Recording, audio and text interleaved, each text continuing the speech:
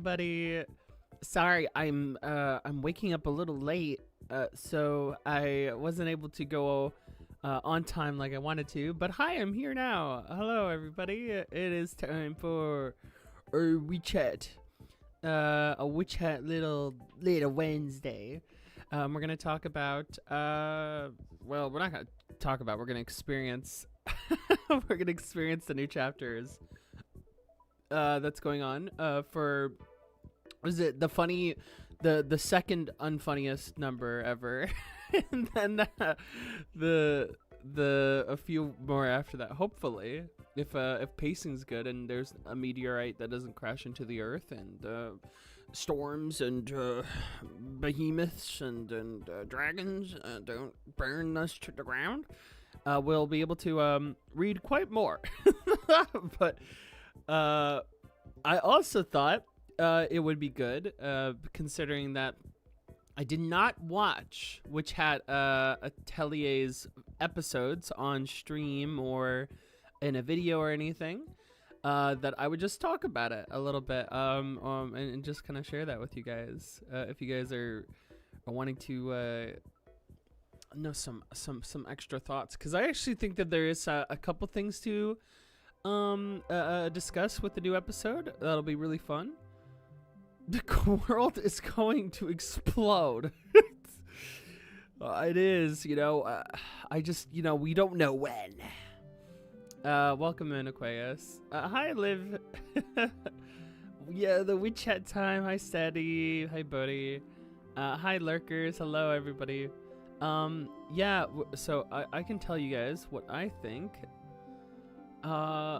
First off, before I get in a little further, maybe I can wait until some people show up. I know this is like right in the break of starting, but did people like it? Did people like the episode? Did we end up enjoying it? Chat. Was it a good time? Did it meet expectations? Did it exceed expectations? Did it blow them up? Did it threaten your family?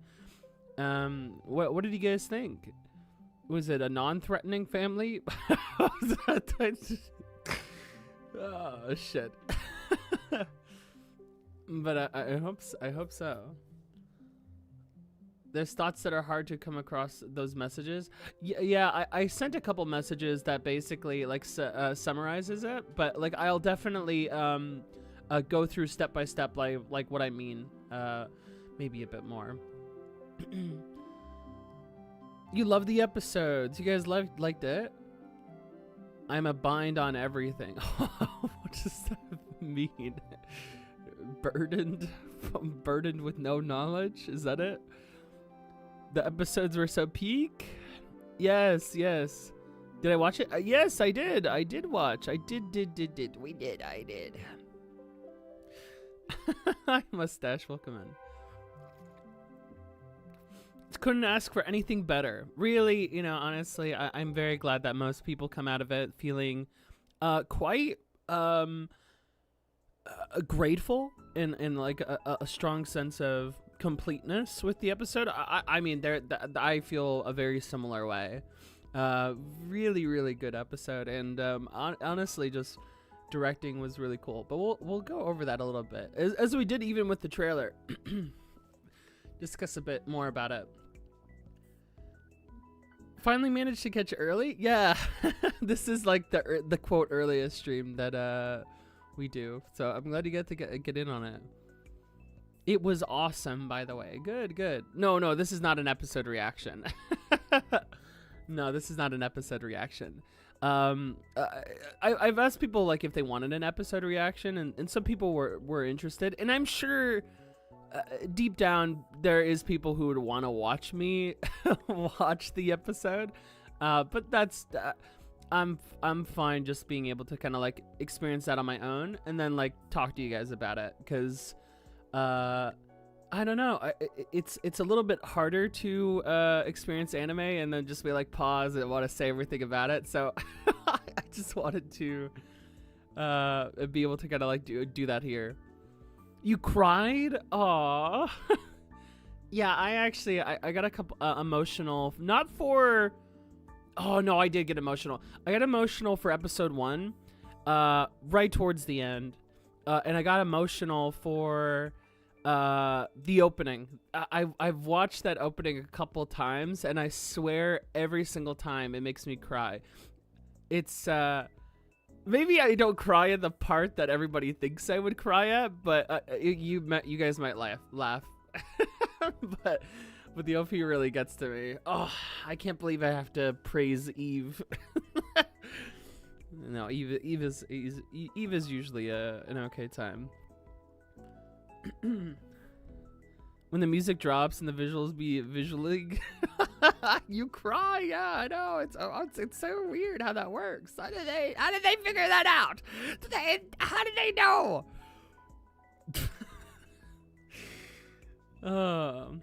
It reminded me of how far back playing with fire while playing on the edge of the law went. Yeah, for sure.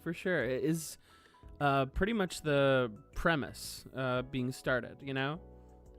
It's basically a large thematic contention with the story, is that, like, how far could that actually go? And it's not even just, like, playing with fire. It's just, like, playing with fire and not knowing that you're playing with fire is, like, a big thing about, like, Witch Hat. That I've stressed a lot is just, like, how anything that's, like, very evident in Witch Hat, and I have, like, a friend, by the way, I wanted to share, because I've shared before that I've been, like, trying to initiate people on Witch Hat in my own time.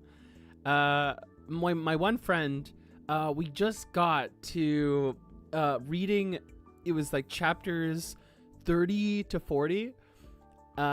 We got to 40, and they were just like, they were like blown away. They like lost their they lost their mind at that stuff. I want to be vague because I don't want to spoil any of the anime only people, but gosh, they were so they were so elated.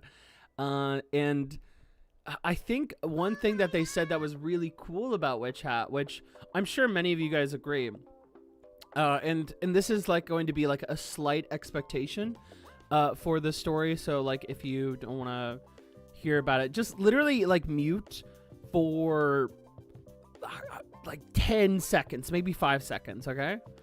I'll give you guys some time. The thing that exists in Witch Hat that makes it special is that it's not really about fights. It's about problem solving. That's kind of like the headline.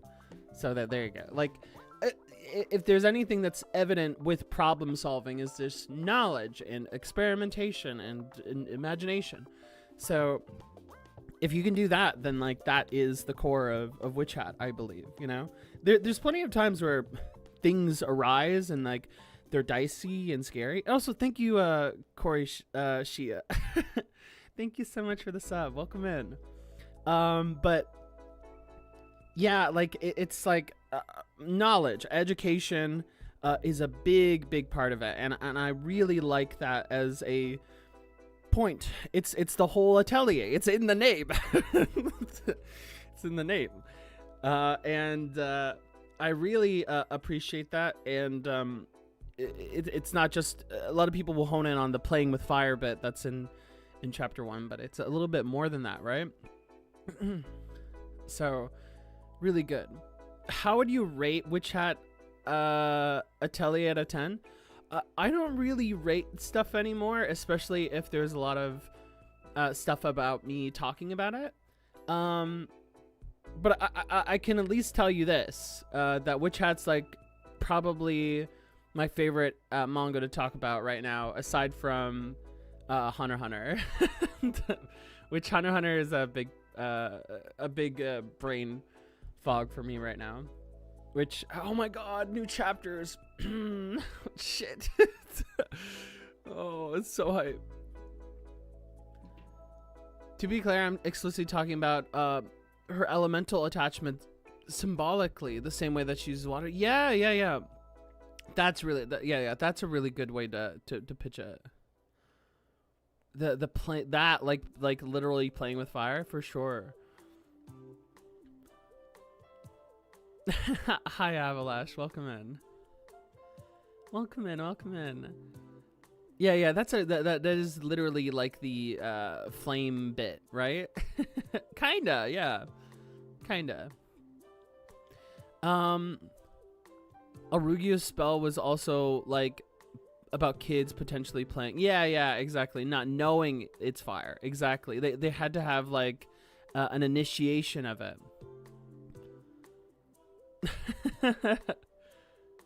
Oh yeah, you haven't been here since the Vanisher? Well, welcome in. I guess a new a new horizon has opened up.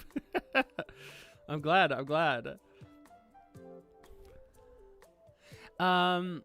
Okay, so if you guys give me your impressions here, let me give you guys a little bit more of mine for the anime. So we're gonna go through it just a tiny bit.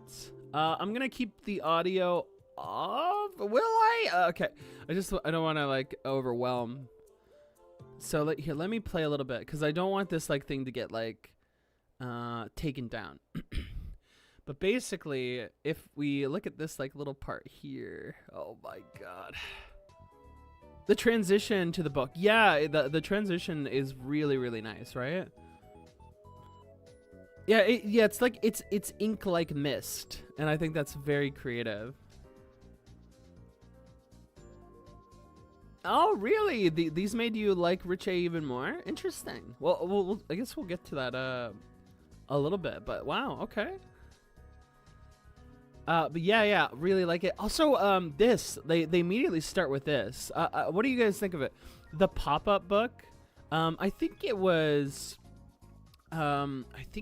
someone who said, I think it was All Breaker who said something along the lines of like, oh, it's like a pop-up book, you know, and that like plays into like the fable.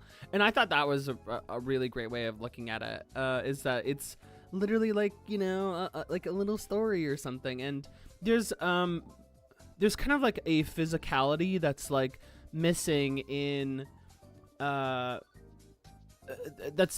would be missing in an anime if they didn't include bits like this, especially like with the hand, right? There's no illustration. There's no gonna be like, oh yeah, the creator, whoever his hand is penning in this fable, right? And just like some of the ways that they're going to have to shape things into like the frame without being one for one, is that like they now play it like as if it's equivalent to images actually popping up like a book, and almost like Paper Mario-esque. It's like very cool. I do miss the hand drawing thing. Yeah, I do. And but I think like the way that I see it, guys, let me know if this is corny. The way I see it is that there's like kind of like another meta thing going on, because, and this is not a spoiler, this is just what I interpreted when I first read Witch Hat, is that like there's kind of like a meta story about story thing going on. And so what I think is like, if this is the pen of someone who is putting this in, like changing and then like illustrating, creating the original image, then this is watching that come to life, as in literally pop up at you. This is adapting that which the hand already drew, right? Does that make sense? Is that just the stupid, like, is that even like coherent? Is that even meaningful? I just like, I'm just like, oh, you know, I guess it kind of works to that. But I see it like as that, and then also just trying to fit into the aesthetic that would be hard to translate over into anime, while still kind of keeping a mental visual of that for anime onlys, right?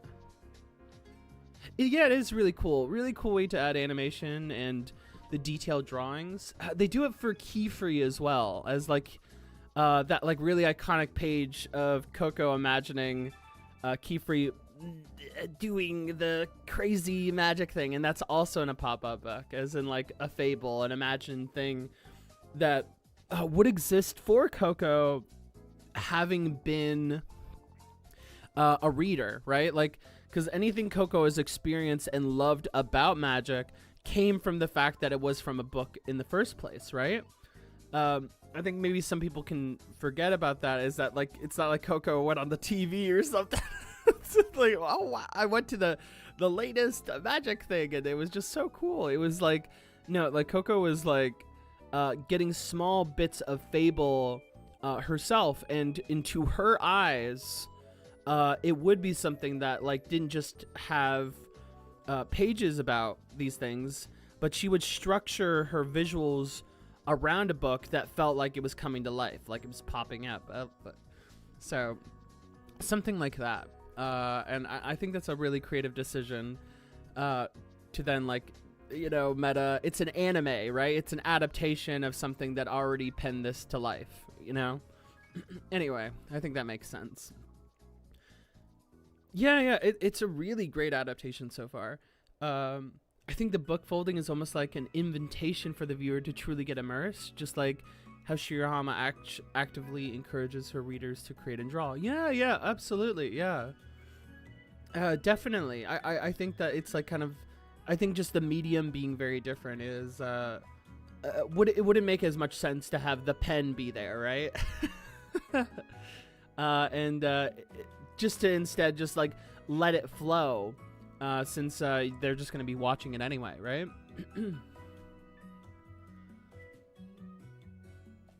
Oh, yeah, no, you can ask what my pronouns are. It's she, her. I have a lot of that available online. There's a sequence later that I think is perfect, though. Okay, we'll see. Yeah, it starts and ends the book. Yeah, I thought that was great. They one of the ones that really got me was the one with I think it was episode 2 with Agat. The way that they literally frame that is beautiful. Just a stage, right? I like that they play into the tale itself being spun, you know? Really, really, really good. I wonder if they will change that, but we'll see. Okay, so we're gonna get into this part. Oh my god, look, guys, like, can you like be any more curmudgeoned if you don't love shit like this? Like, look how beautiful these backgrounds look. It's just like gorgeous. I think, okay, by the way, I think it was Shirahama who was tweeting about, she was like live tweeting her impressions of like the episode. I thought that was super cute, but she said something that was, she had a few thoughts that was really great. And it was something along the lines of like, I love backgrounds that look like you want to step into them, you know, and like that you would imagine yourself like kind of exploring yourself.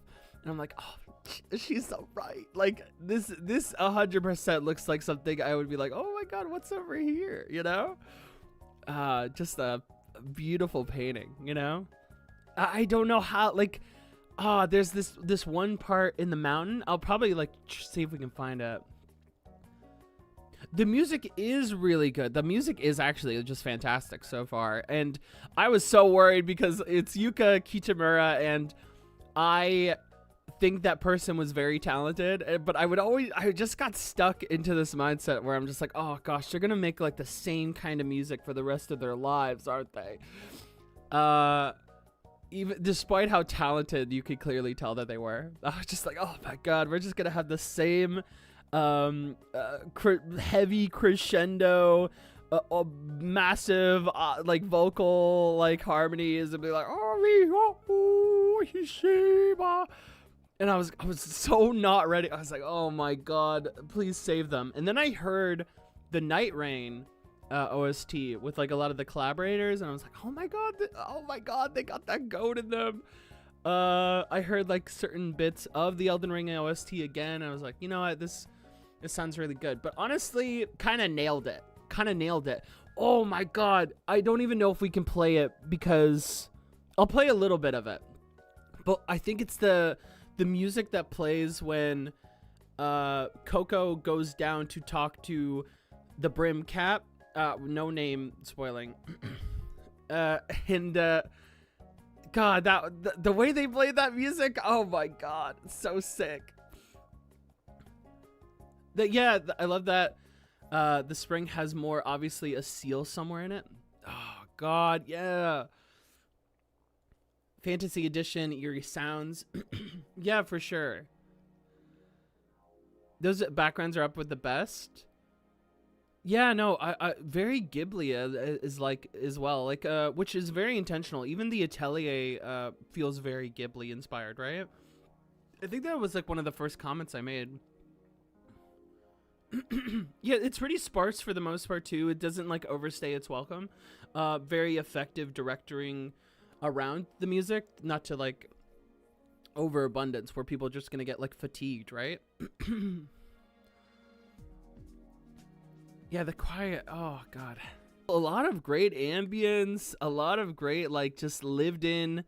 Oh, man, that's like one of the coolest things about anime today, is that there's really like a springy and often amazing sound direction as far back as like, you know, like even like early like Toei. Like I know some people dislike Toei's direction now, obviously, but like there is like some really great stuff, very expressive and imaginative. But like I love like sound direction today, where like there's just like it feels like all around your headphones there is a place that everything is. There's just so much more like staging. It's just amazing. And man, just hearing that and those all those little parts, like those don't just exist. They have to like make them. It's just so sick. It is. It's incredibly important for immersion, and it's one of the most like underappreciated parts of like any story. And it's like so sad. There's like amazing sound direction in Ghibli, for example, as well. That gets like completely obfuscated due to the extended edition like music cuts for the American Western world releases, where they're like, oh guys, there's too much, there's not enough music, people will be bored. Which is crazy.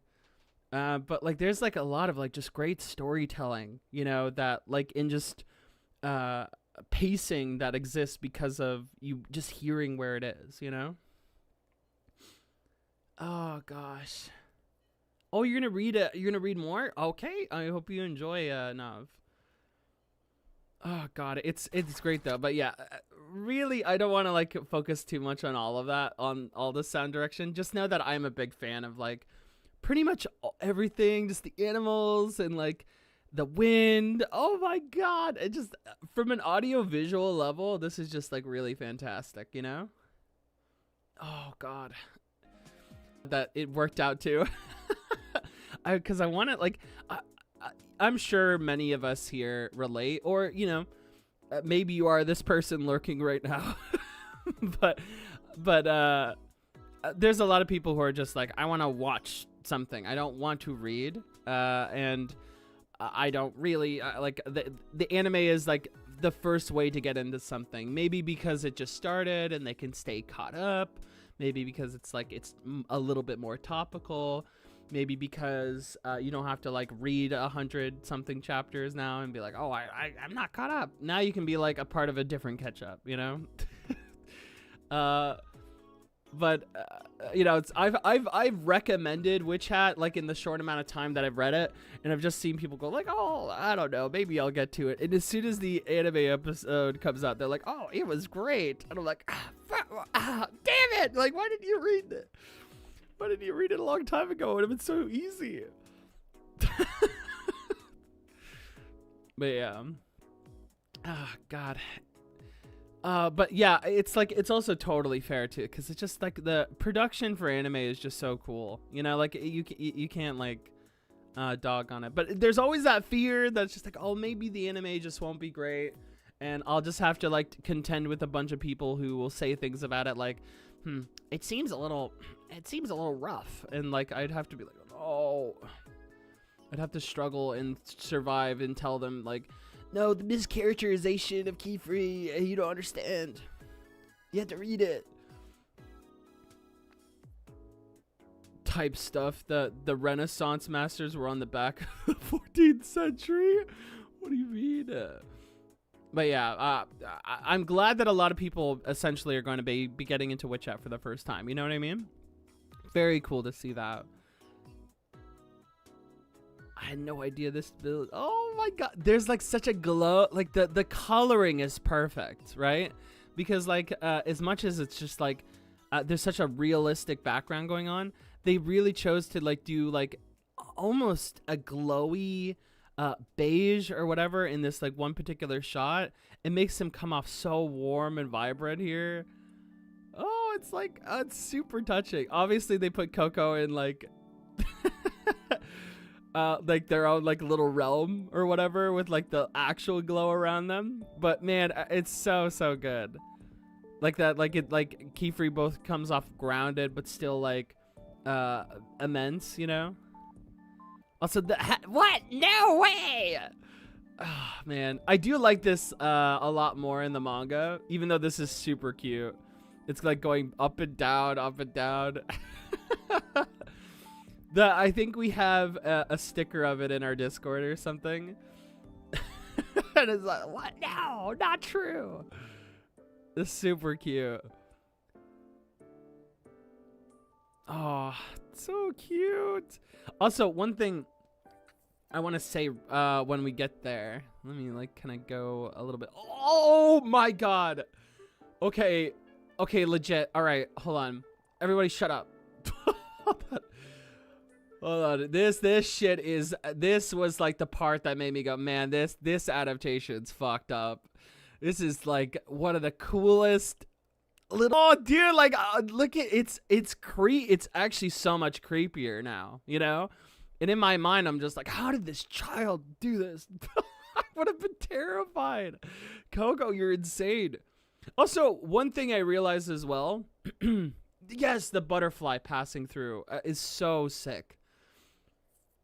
One thing I realized though was like, this motherfucker really was just sitting at the festival, right? Like, how they just got away with it. They really are like, you know, the most wanted, yet their like blood is just sitting here. I like thought about that.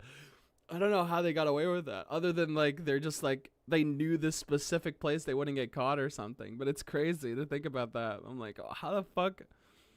Maybe this is like them stepping into their own domain. I like the fact that there might be like a mirage or something that would obscure if someone went in but not out.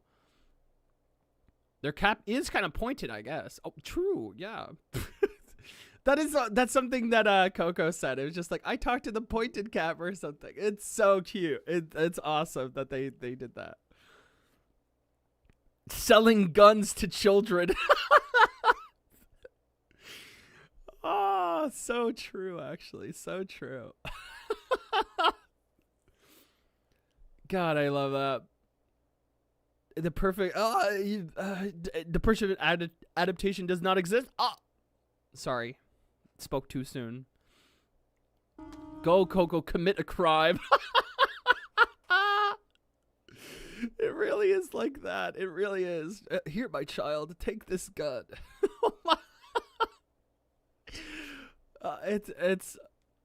Dude, literally, here's a bomb.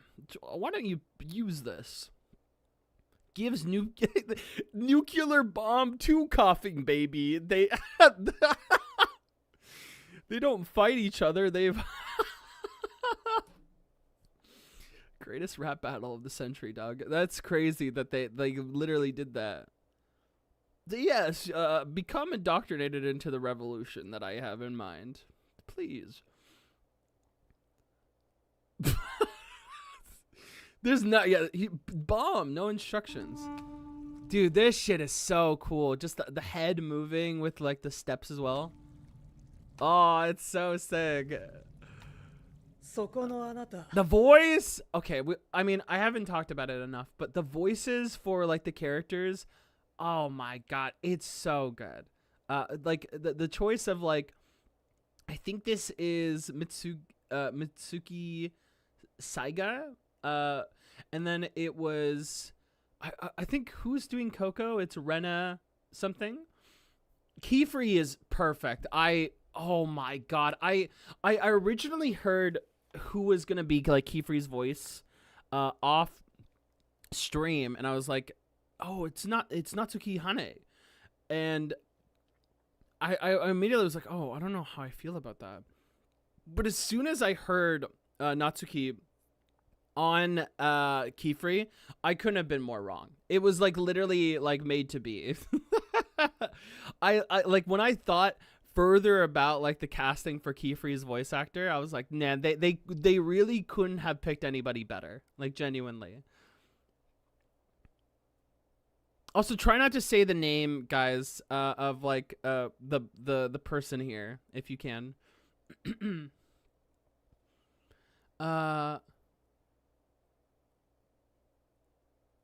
Yeah. Doesn't have like a visible brim, so unknowing people wouldn't don't know, and no covering faces. Also, yeah, I like that opposed to the manga, this person's face is like completely covered. You don't even get to see even a little bit of it, and I think that's a much better decision than like trying to like lean into like kind of seeing them. I think the whole part is that they're as faceless and as mysterious as they can be. And so I'm glad that was kind of removed. Yeah, I heard that the dub is really good. I don't know how many other people like the dub. I heard it was really, really great, though.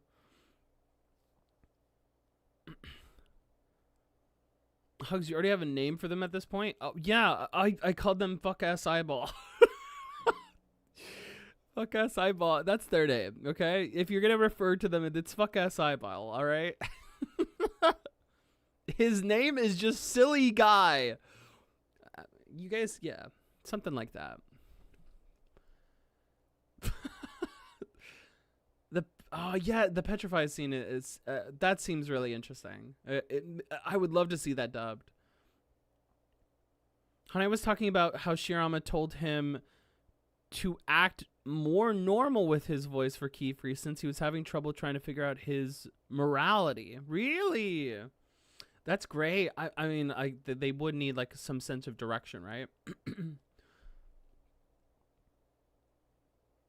British Kiefer. Yeah, I heard that they're British. I mean, like, interesting. Interesting to include that, I guess. Also, hi, Highfield. 2 episodes were great. I actually prefer the dub over the sub. Really? I'm very interested to see how that's handled. Irish Tatia? Maybe I don't know. An Irish Tatia? Holy shit, that's quite a decision. I'm glad you liked it though. I love the dub more than the sub, surprisingly. I'm always a sub watcher. Okay, that's really cool, guy. I'll have to listen to more of it and see what I think. I watched a little clip and that was like about it. I don't remember much from it though.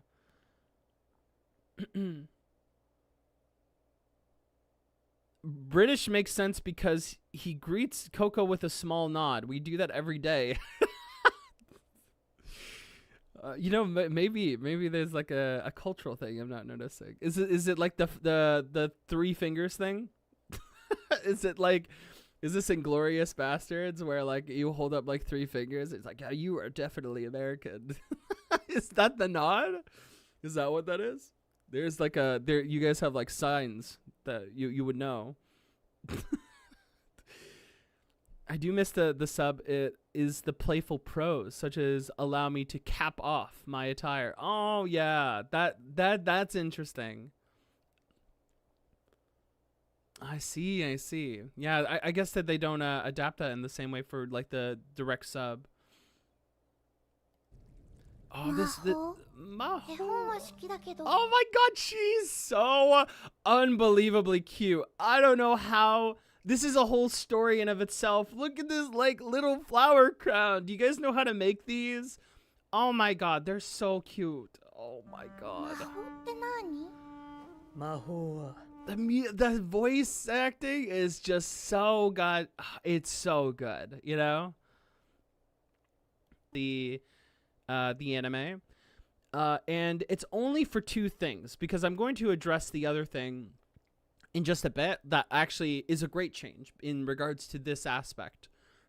But the one thing that I can say negatively about the anime is that I actually just don't think it really captures the humor very well, and I think that's kind of like a tonal miss, and is important for the structuring of the story, at least in this first episode, in a couple ways. That, like, it's not so important that, like, the information is not the same, but, you know, as everything, the effect matters, like, quite a lot, right?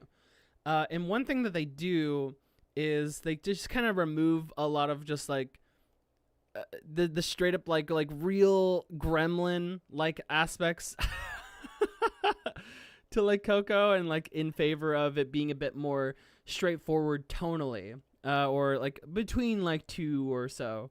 Like, even just, like, this little expression, we don't get to see that.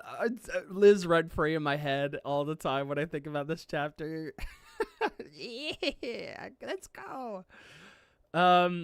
They don't handle it as well. And the reason why I can even find a complaint with this, let's say, like, the first part, one thing is that, like, they play to more mystery, and they play to more, like, a tenderness that is uncomplicated when it comes to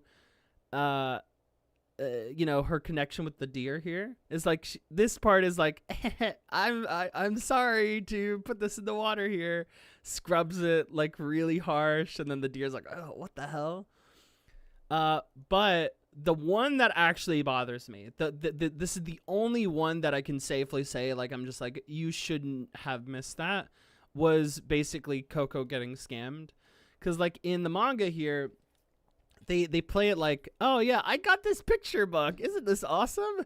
And then she does this little thing where she's like, oh, and I got the, oh, wait, and I got this, and a free pen. I think they missed with that, because in my mind, when I first read it, I'm just like, okay, this kid got scammed. You know, that's what happened. This kid thought that they were about to get magic, and it was a fucking lie. You know? That is just not right, you know? But they kind of play it as, like, a mysterious thing that then ends up just being, like, the mom putting down Coco for, like, thinking that it's real. And she puts her down in the same way as she does in the manga, which is just like, here, let's walk, and if it doesn't follow us all the way there, that means magic. You don't have magic after all. So she does the same thing. But that tone matters, because even before she says it, even before she's making the example to be like, you don't have magic, you as an audience member are already getting ready for that joke, for that payoff. Because you're like, okay, I feel the kid got lied to. You know, it's like, there's literally no way. They downplay it in a way that I think matters, you know? And so, yeah, I think that is a bit of a miss for just this little setup. And, like, also in that setup, you know, leading to the eventual reveal being like, they draw.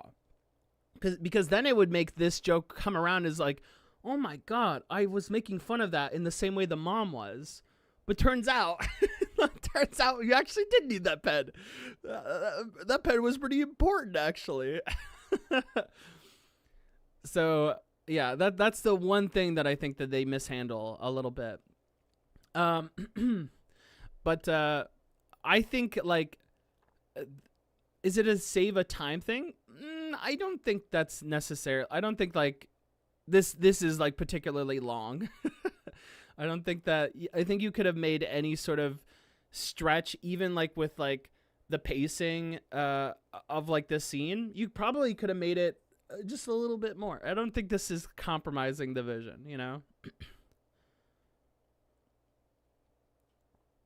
No, they don't need to put in every single panel, but I think that this is, like, one that matters is all. If there's anything that they were going to cut out or even leave in, it would be something that I think matters. Yeah, there could be a director's cut, maybe.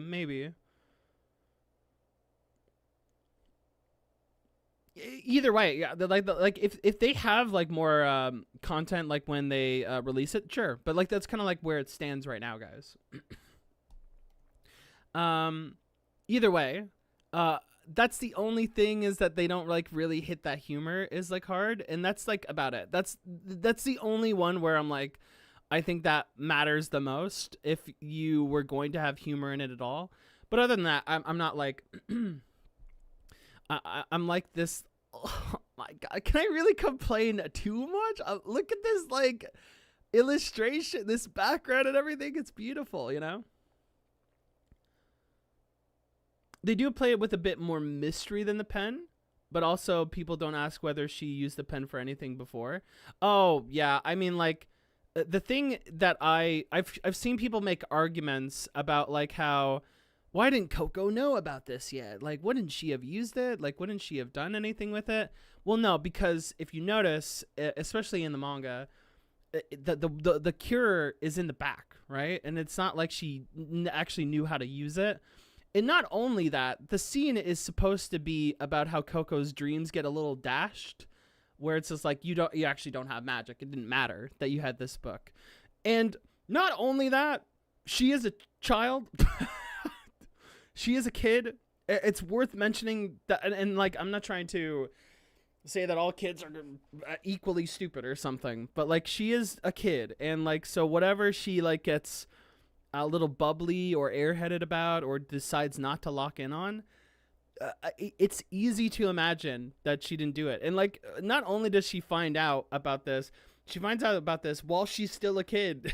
You know. So I think that like that was like a big thing, is that like she just got deflated basically. um a kid with a deep down probably thought it was just silly novelty. Yeah. Like they literally got their hopes like dashed before their eyes. That's like pretty significant to them as a kid. Like look at that. They're crying. They're like emotional about it. They're like, ugh. I know kids who like get upset over like their favorite cartoon character. Like I don't even know what would be a good example, but let's say like an Adventure Time character, like Princess Bubblegum decides to have her hair like up for once, and she goes, oh, "This is nothing. I can't believe Princess Bubblegum would do that." She's like completely tarnished her character. This is horrific, and like I'll disgrace Princess Bubblegum immediately. Okay, she's a child. Okay, she's a kid. Of course she like just doesn't like, she didn't take the thing out, she didn't take the wood cure out, apply it to the pen in this moment, you know. She didn't do that. She's had it, she remembers where it was, but that's about it. Oh god. But yeah, the vibrant background is like amazing. It looks beautiful. It looks incredible. Yeah, the gradual fading of light in the manga. Oh, yeah. Oh, my God. It's so sick. The little transition that they do. Oh, my. How slow she's walking. She's like, ooh. No. No. Oh. It's not right. It's not right. Oh. Yeah, the way that they show like the panels like descending, I think in the manga, I mean it's gonna be hard because like the manga is like so amazingly like portrayed all the time. Like look at that. Like dude. Oh no. No. It's not right. Oh god. Yeah, I get a little bit surprised by that. People just upset.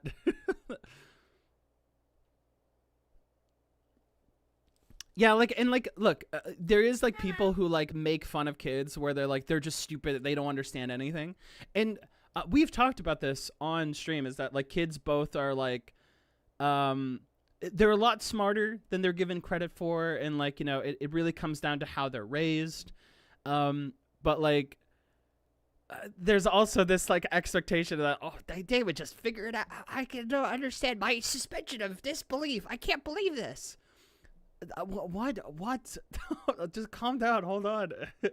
It's okay. It's okay that like the kid didn't figure that out. It's fine. Well, like, you know what's weird is that complaint, and this happens all the time, guys, is like when people make complaints, what would that really have changed? Like, really, like, for this story, what are you trying to argue about? Well, it just doesn't, I just don't know. They're supposed to be smarter. And like, what would that have done? Well, like, what are you envisioning for the story? Are you just complaining? Where's your sense of purpose? Oh, God. Yeah, the watercolors are super bright and super lovely. I love like the choice that they have there. It's so good. Yeah, they're smart, but they have limited life experience. There's a lot of stuff that they just don't click, you know? And it's almost like they get taught. Oh, God. It's so, oh, my God. Yeah, so this part too is like the little point that they do about like the they're like, no, I was the one who did it. I also like, this is also just a tone thing. This is just like personal preference. I think this looks so much funnier in the manga, where it's just like their little merp mouths being like, no, I did it. It was him, actually. They play this a lot more straightforward, but a nice detail is that you can see the sigils on like the carriage here that you couldn't really before. It's already kind of showing, you know, some of the mistakes. Yeah, for sure. Illogical, but smart in some ways, you know? Like that. Ah, it's so sick. It's so sick. Also, here, you want to see I wanted to see the clip. I don't want to lose it. Blaze, you give me the Tatia clip. Let me see it. What's this one? Aw, don't be scared. Oh my God, my child. Hold on. Go. That one's pretty simple. Wait, she sounds cute. I can tell you all about it if you want me to. She's Irish. What's happened to her? That there is a vapor bubble. It's a kind of magic that takes moisture out of the air and... I mean, she sounds cute. I mean, like, you know, it's just the accent. She sounds super cute, you know, honestly. You know, it's not a bad decision. It's super cute. It's super, super high pitch. Turns it into water. Hold out your hands, friend. The water, it looks so sick. Anyway, sorry. One of the big themes of the story is not dismissing children's experience emotions just because they're young. Yeah, or like wrong, you know, for sure. You know, if anything, Dawn, they'll get gate kept pretty early on. Dang, they were able to capture that so well, you know? The swelling music, so good. Yeah. Oh, man.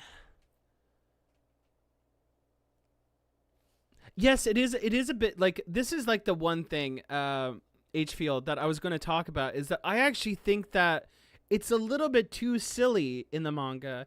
And as I said, I love the manga, but this is maybe the one time in Witch Hat. Also, this is another gag that I think is just a lot more effective in the manga, is this like part where like, would you mind helping me? Oh. I think this is like way better. I think that like, you know, just deflated little bean Coco, they hit that so strong. My little gremlin. But that being said, as much as I think that the humor is mishandled because they're kind of taking a lot of it out, the one that they take out, I actually think was good to take out, which is like, in this part, you know, the mom gets like iced, right? And there's this like incredibly sinister, apathetic, and just kind of cold way that Kiefer's talking about erasing her memories, like, you know, a little lobotomy. And then like this part is like played for gags, you know. It is like, I can still infer it as very sad and just very hard to deal with. Just like her little face, it's so funny and so cute, but it's a little bit too cartoonish. It's a little bit like too out there, you know, the way that she flails like that. But in the anime, it's like that tone is understood, and I think that's such an important part of the story, that it is the precedent for anything that could potentially be dark here on forth. You know, if you're going to try and everything in your episode is trying to sell the audience on it being this is what to expect. This is the part of the ride where you can say, I want to get off of this. This is too dark. I want to get off of this. This is too silly. But this is like basically honing in, saying this is going to get serious. This is going to get heavy, and there's no compromising on that. The manga is mishandling that tone just a little bit in its early part of, I guess, trying to lighten the mood of something dark at the same time to lean people into it. But I think like Shirama should have had a little bit more confidence in that, or didn't play towards that for some reason. Maybe she just thought it was entertaining. Yeah, it feels like, you know, Shirahama changed her mind later on, for sure. Yeah, it's why it's different. Yeah. I feel like that is like the compromise, like, you know, Shirahama overlooking this as well. I feel like that was something that she permitted. If not, maybe even encouraged. Honestly, I think the anime elevated the source material from the moment Coco starts drawing magic all the way to the end of the first episode. I think it does for the most part. I don't think everything, as I basically have like kind of gone over. But yeah. Oh, well, actually, you mean just like the moment she starts drawing? Yeah, honestly, that drawing. No, I think I actually do agree with that. Oh no, what happened? Witch hat. Hold on. No, I actually do agree with that. I thought you meant something else. Sorry, I misread that. No, I very much agree. Dude, okay. This is so sick. Run on ground, her hand extended, like trying to reach her mom. What the fuck? I'm here. Oh my god. And that's such a great thing, because if it's going to play important to Coco's role as like the protagonist, what is it that she sees, you know, that is going to be important for the rest of the story, right? This shot that exists in the manga, it does exist, right? Like, it is right here. It's from this kind of point where we are on ground level. If you see like the perspective shot of this panel, we're like on the same ground as her. But like, you know, Coco's up here, right, in the manga. It doesn't really make sense that she would be disconnected from the moment. Like, if she's gonna see this exact image in detail for so long. So have her be able to see this a bit more intimately, and just like with a bit more detail. Oh god, and the hand coming out. It's just like, oh my god. A really amazing change. It's so much more effective. It's so much better. Really, like, they really get a lot of the important bits like down pat in this one. It's so good. I didn't care about her mom in the manga because it feels like something that had to happen for the story to continue. But this anime has seen her. It really does. And honestly, I did connect to the mom because I really didn't expect Witch Hat to go so far. So I was really ready to really connect with like the parts that wanted to like isolate and help her. But yeah, that is horrifying. And like just the way that she talks to her, the emotions of these characters is so well felt. Just like everything. So yeah. Yeah, the spell was like have a blue color. It was like simply stone. Yeah, I was actually a bit surprised by that too. But the blue like radiating and like very sharp. Oh gosh, amazing choice, honestly. Really like it. So I thought this was handled a lot better. Now one thing I will say, and this is me being a bit like I'm gonna be one of those manga fans that just has an expectation of what I would have wanted. Um, so the music for this scene is really fantastic, and this is like maybe where we can have disagreements. I think it's really good. I think it's still really emotional, and there's a sense of urgency and attention, as well as I said, melancholy. That's perfectly captured within the piece of communicating instrumentation. But like they have like this kind of continuous shot of the music for the most part that only kind of flickers a little bit with the cue of the candle, right? This music for the subdued parts, perfectly okay with that. Now I don't know how they would have like maybe changed this movement in the musical piece. Maybe they would have to do already some groundwork prior to the scene actually leading up to it.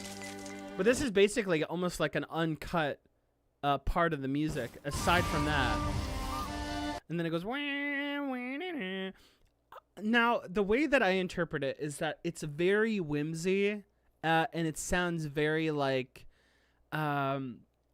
festival-like.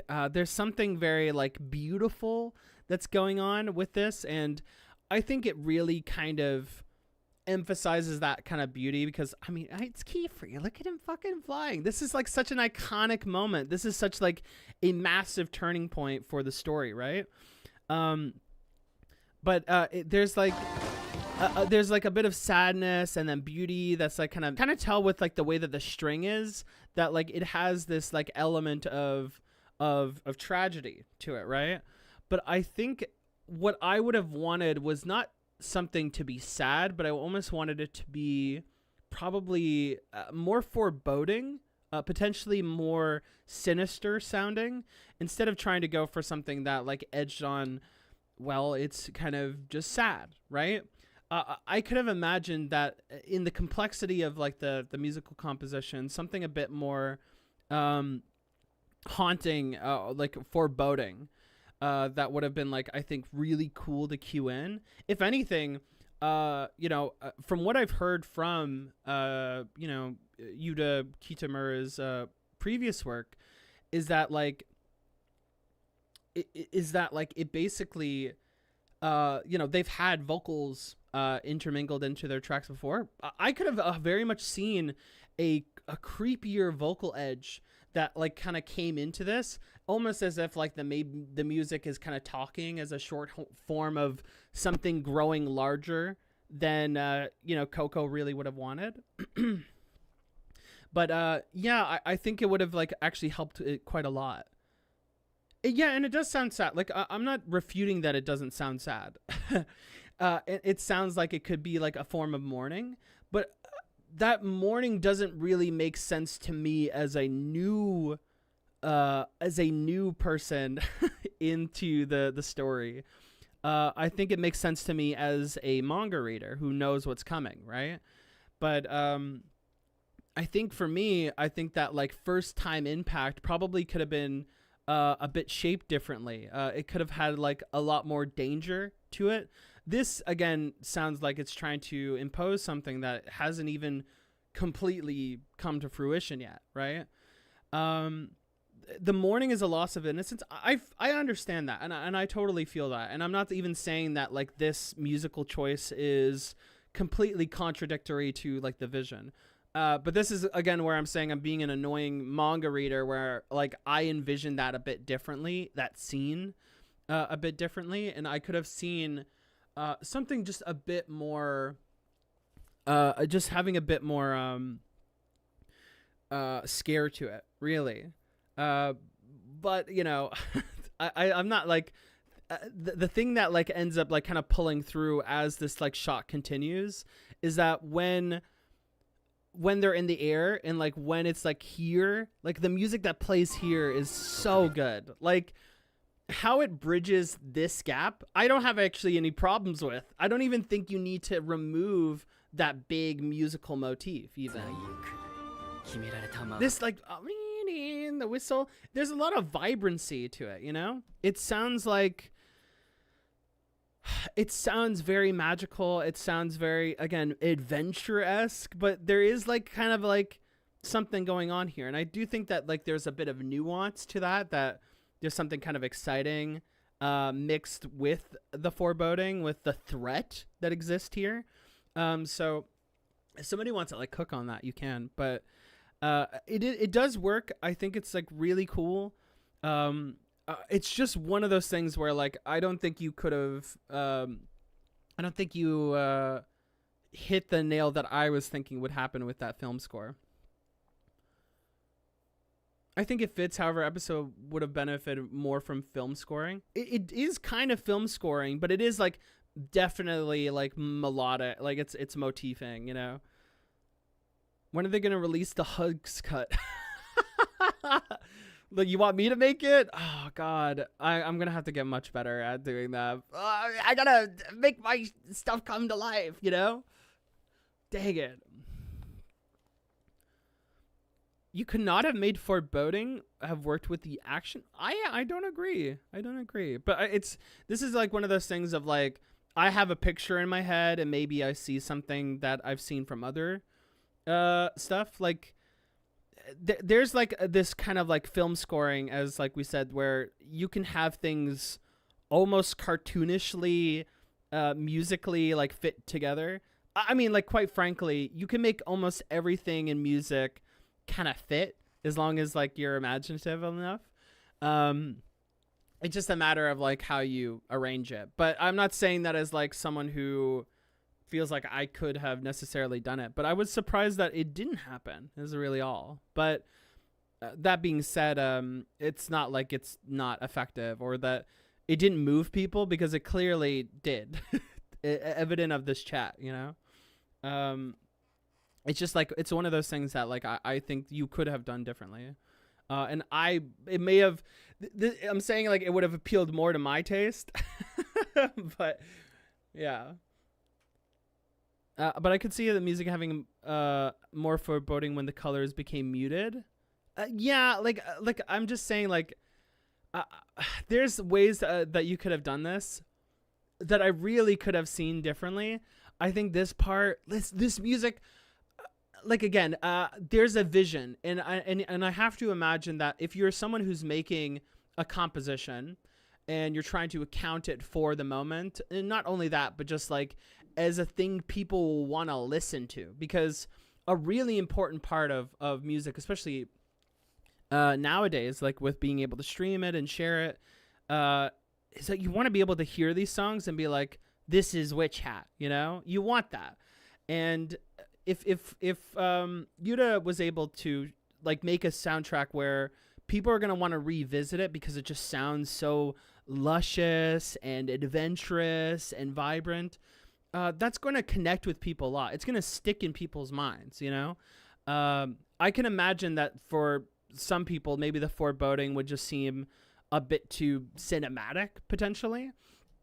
But like, I think that like, this kind of melody, this kind of like comp that they're going for is going to be great for people to like re-listen to time and time again. And it just, it's, as I said, it's whimsy maxing. And there is like a lot of thought in like, it's not like stationary. It's not a stagnant, like one-time thing. It's like clearly playing into the music, like kind of sombering and like kind of shimmering a little bit here as there's a little bit of a de-escalation, and then like, you know, emphasis on their words to try and be like, you want to like learn magic, right? But yeah, it's just like, it could have been a little different for me. I think that you could have kept a lot of that in. That would have been cool for the stage, but again, I'm only like really giving my suggestion and not like lambasting it, really. I have to hear from staff, but to me, I hear the track, it made it fit. I think it fits. My only argument is that I think it could have been better. but better, you know, better for me in my sensibility is like, I have to like understand that like anything that was made, and like if your stream of consciousness for making a track is to capture basically those kinds of things that I was saying, you would make the track the way that she did. And she did a fantastic job. She made a track that from what I heard made most people cry. You know what I mean? So I think that's a pretty big success. So yeah, that's like all I feel about it. I'm not trying to sound too like elitist about it either. But yeah, that would be something I would have changed. The one thing that I'm pretty sure music only plays when magic is being shown. That's interesting. That's really cool. Magic is only being shown or when discussed. Is that true? Is that true? I don't think that. Is that true? Is that true? Oh, kinda. Wait. Hold on. Is that true? Oh, there's no music there? No. No, there's no music here. Okay, no, sorry, there's no magic here. The only thing that's magical is that she's awesome. No, that's I mean, Kiefer calls it magic, you know? I guess there is that. I guess like just like creation and stuff. I guess sorta. I guess if we want to stretch. Amazing way to adapt that. I loved it. God, yeah, I'm huge smitten with like the way that they directed this episode. I cannot wait to see like how they're gonna do the rest of them. The signifying the end, you know? Oh my god. Yeah, the sub and dub VAs. Man, I'm so glad that the dub is doing well, because dubs are like, I don't watch dubs because I just like, you know, I have that thing where like if the mouth is not like lined up, it can bother me just a little bit. Not to mention just like some of the changes that they might make in like dialogue that can stand out in my mind. But that being said, I'm so glad when a dub is great, because there's so many people, including myself, that have a hard time reading. I don't know if that's obvious. That's probably pretty obvious to you, a lot of you now, if you've been sticking with me for so long. Yeah, writing's hard for me, and being able to just like hear people speak and then like just kind of focus on that and just like the animation and whatnot that's really nice. For getting most people into anime, dubs are really important. I mean, you know, like that was one of the biggest reasons why FMAB was so popular. It like people talk about like a lot of things, but they sometimes miss the fact that the dub was just so good for FMAB that like anybody could just watch it. You know what I mean? Like they didn't have to think about it. Didn't have to read. That was like why people didn't read manga. Oh god. So yeah, I really love that we can see that. Yeah. I heard that later. I'm just saying in general, not saying that like Witch Hat is doing that. That they're changing the lines. Yeah, I love their decision to turn different splash pages and panels from the manga into like paper crowd. The pop. Yeah, for sure. We talked about that. Really, really, really nice. They have dubs for a lot of languages too, not just English. It's true. I wonder like which ones would be good in the other ones. Like I'm talking mostly English, you know. I'm an English channel. But yeah. I wonder French, would French be good? Maybe. I don't know. Hugs is actually a great reader. It's all a facade. No, I don't think that's true. I mean, I'm. It's not like I'm gonna stop reading, but you think the Delicious in Dungeon is good? I think when it comes to dubs, I think my favorite dubs that I've listened to, just in terms of like ones that like inspired me a lot, was FMAB. I really loved Fate Zeros. I thought Fate Zeros was actually fantastic. What else? Ooh, oh no, this is bad. There is a couple more, right? I mean, Cowboy Bebop's is pretty good, all things considered. Cowboy Bebop's is good. Bakano, right? Yeah, Bakano's is a really good one. Yeah, that's right. The way that they talk, the language. Oh my god, yeah, Bakano's is stellar. It's a stellar one. The Japanese dub is good. Wow, really? The German dub was good? Okay. That's good. That's good. Oh, man. Gosh, yeah, I'm trying to think of some other ones. Is there anyone? Space Dandy? Space Dandy seems pretty good. Samurai Champloo is a solid one as well. I don't think about that one too much when it comes to like, wow, that like really touched me. But there is some like really, really good ones. Do people like the JJK one? I haven't listened to the JJK one. I always hear like kind of mixed feelings on it.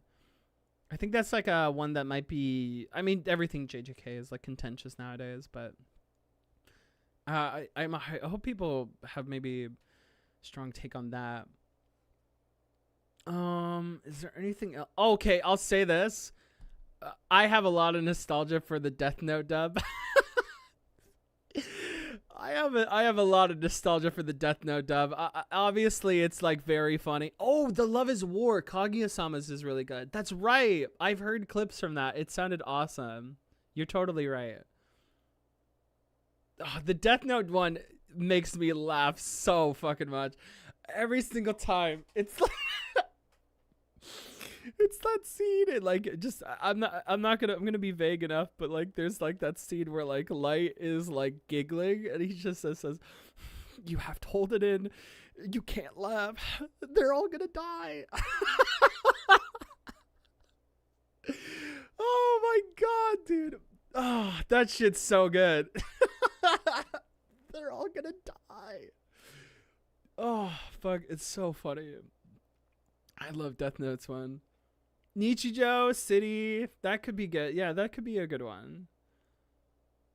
I prefer for season 2 for some reason, but season 1 and season 3 you like the sub more. That's an interesting take, Toast. Oh, I wonder what happened there for you.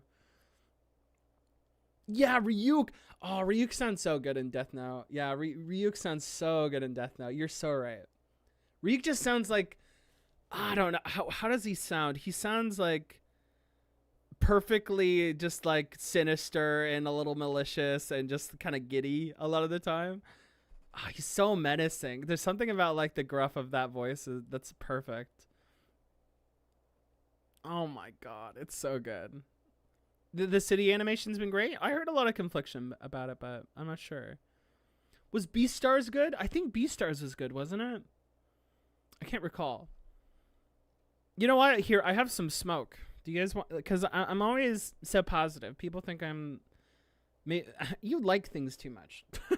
Okay, so here's something that I'm negative on. I don't. Okay, there's two that are like every normie always says that's just like the best ones, and it's always like they'll always say Dragon Ball. Dragon Ball is one of not the great ones. I am not a fan of Dragon Ball's dub very much, especially because like it is the definition of changing in like mischaracterization. I do not like Dragon Ball's dub. Now, do I like the choice of a voice for like Goku and stuff? Yeah, probably.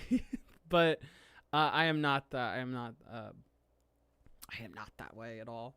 And another one that like people glaze really, really hard is Yu Yu Hakusho, and I'm also not the biggest Yu Yu Hakusho dub fan.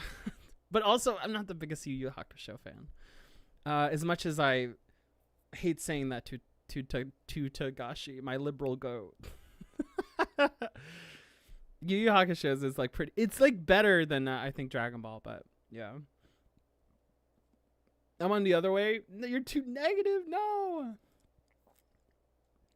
I'm too positive. Oh, Ping Pong animation has a great dub. That's interesting. The Ping Pong animation.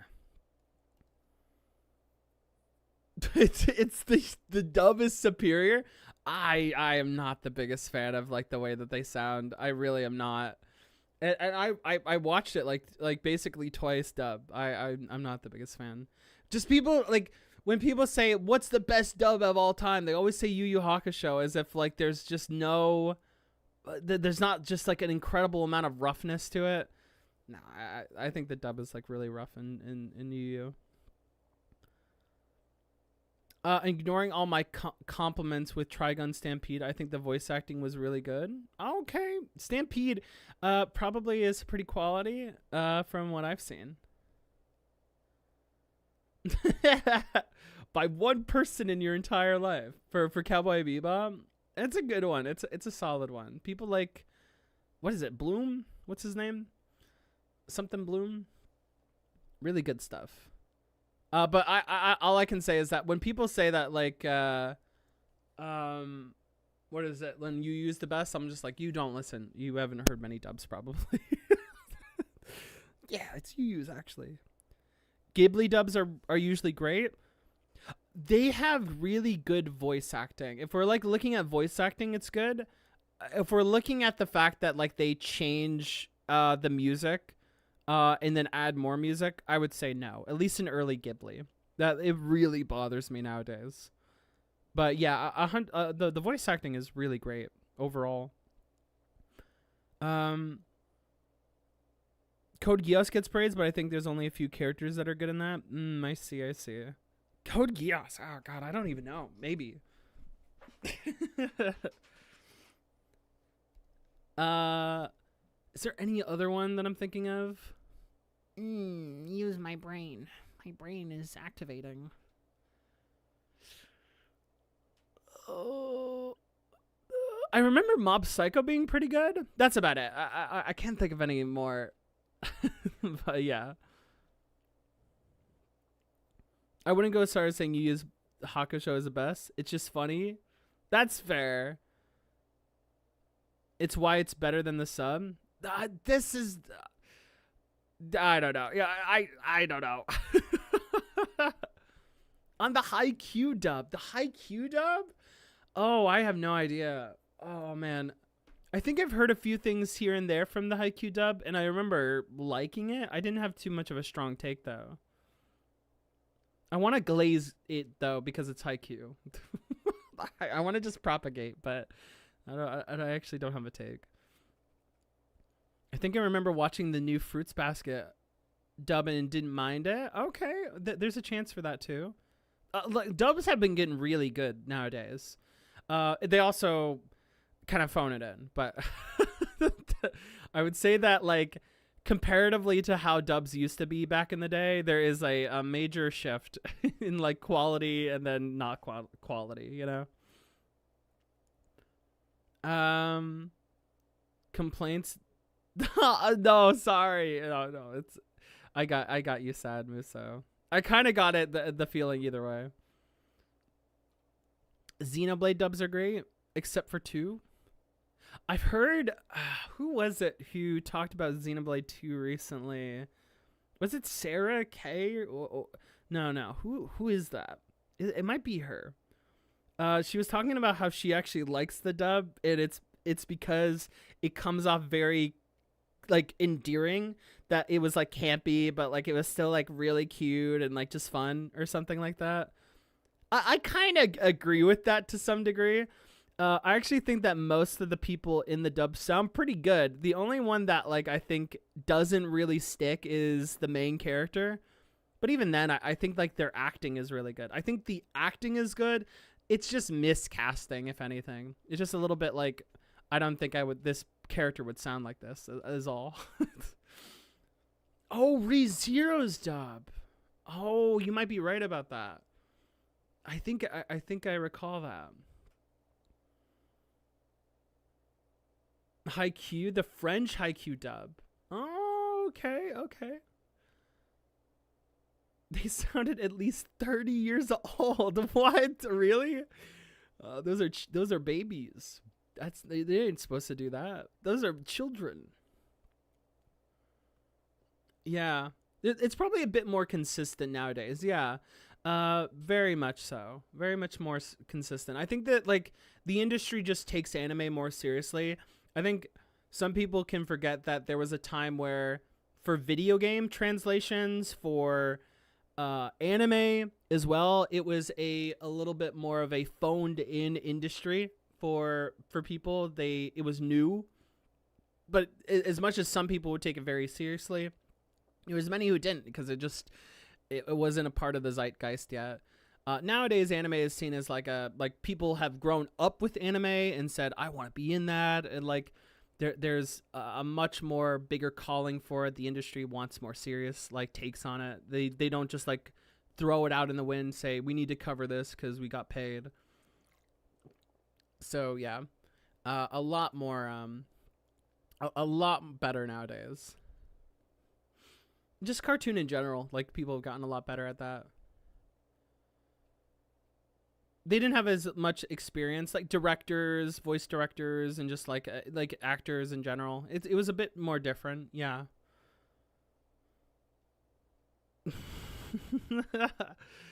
Yeah, you know, honestly, yeah, I mean, like, it's just like a little unfortunate that there's some like stuff that was like really cool that was coming out around that time, but it just has like a rough dub.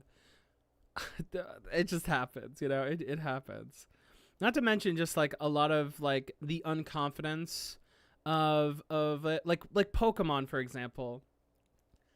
I do not like the Pokemon dub, and I grew up with the Pokemon dub. I had a great time when I was a kid.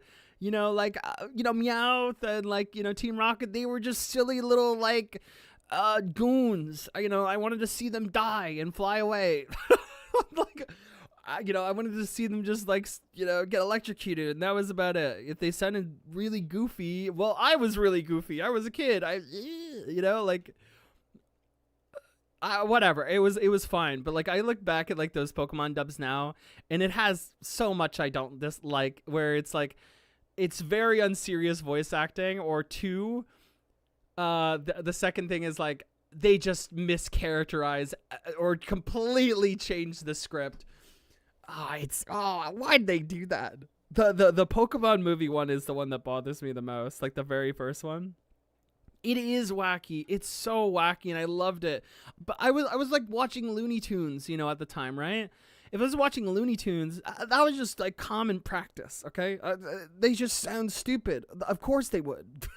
You know, that's just like how it was for me. But like, I mean, like I nowadays I'm just like, man, there's some stuff that they really missed. I know that there's some people they're ready to talk to me about the frying pan and drying pan, and yes, I understand and see you, and you are validated, and I care about you very much. Okay. But like, still, there's just like plenty of stuff that they just like undercut, and it's so sad.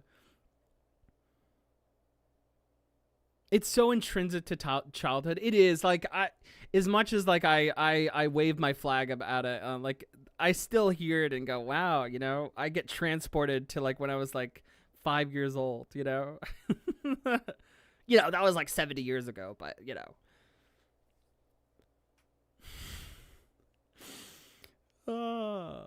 Looney Tunes or Looney Tunes, like music. Oh, I don't know. It's kind of chilly. Remember when anime dubs used to call rice balls jelly donuts? God, I know that the take is that like, so if you guys don't know what happened there, basically the early version of like Pokemon was like unapologetically like Japan coded, you know? When they made the anime, they had every intention of being like, you don't have to worry about like overseas viewers at all. This is just going to be here. And so anything that like spoke to the culture of Japan just existed in that generation 1 Pokemon anime. I mean, like they're in Kanto and everything, right? It was like very like on the nose that like this is like a celebration or a shared part of their culture. And so what happened is that like the director didn't know that it would eventually go overseas, And so when it did go overseas, they were pretty okay with some of the changes that they would make to try and familiarize it to like more American Western audiences, that they would understand some of the things that they say. Now, while I sympathize with that and while I understand that, I've seen people go like, well, you know, they need to like know that stuff, and like that's fine that they don't. Is it like, in my mind, I think kids, evident of which Hat Atelier, I think kids are much more smarter. And I think that a beautiful part of shared culture is being able to, like, you know, indulge in other people's stuff, right? And hear about the things that they had for the first time. And sure, I understand that some kids would say this stuff at like the playground and maybe they would not be as fully understood. It's like, oh, we have these rice balls. Can I eat these rice balls? Sure. But it really doesn't make any sense to call it the jelly donut. And it really doesn't make sense that like they would be unable to understand that culture. It just like, it's a sheer lack of confidence in these cultures actually communicating and, you know, wanting to be informed with one another. I was just like, man, that's so sad. Just like, leave a lot of that stuff in. Let them learn. If we're gonna cross cultures anyways, you know, like I would love to see them share that culture more. Instead of try and gaslight me. It's a jelly donut. There is a lot of great changes that the English does, but I think that like there's plenty of stuff where I think it's just like silly that they did that. Yeah, I would love to see the culture. I think kids would understand it. It's like from a different place. You don't have to tell them that this is a part of everyday society. You just tell them that this is like from a different place. Wouldn't it make them want to explore? Like, is it not like the most Pokemon shit ever that like the kids would want to go on an adventure? It's like they'd be like, wow, the world is so crazy. Like, were you not giving them Harry Potter? Were you not giving them like Lord of the Rings and stuff that was already making their own worlds and their own rules? You think it was inconceivable that they would understand things from Japan? Come on, dude. Like it's ridiculous, you know? Like they're already talking creatures. They're already talking little animals. Why would it matter? You know, like that doesn't make any sense. Just let it still be the same culture. You can't hide it anyway. Oh my God. God, man. Japan is more confusing than Harry Potter. I mean, that's true. But it's not that confusing. They're just doing different stuff. They're kids anyway. They're going to learn. It's okay. Japan is more confusing. That's true. I think making changes to try and prevent kids from being confused isn't a good idea. Kids are young and don't understand a lot of things, so it's natural for them to be confused. Two kids are smart enough to willing to learn. Yeah, like just tell them it's from Japan. Like problem solved. You know what I mean? Oh my God. They could have just called it onigiri or just rice balls. It's not like rice doesn't exist. That's exactly what I was thinking of. Like, why would they you know what's weird is that like not only is it weird that they call it a jelly donut, is that literally before the onigiri like is on the screen, Brock is talking about making rice. Have you guys seen it? Like everybody talks about him calling it the jelly donut, but literally like a minute prior, it's showing him how to make rice, and he talks about making rice. And then suddenly, when he is done making the rice, it turns into him calling it a jelly donut. Like, I'm not making this up. It's so funny. Like, I don't know why they did that. Oh my God.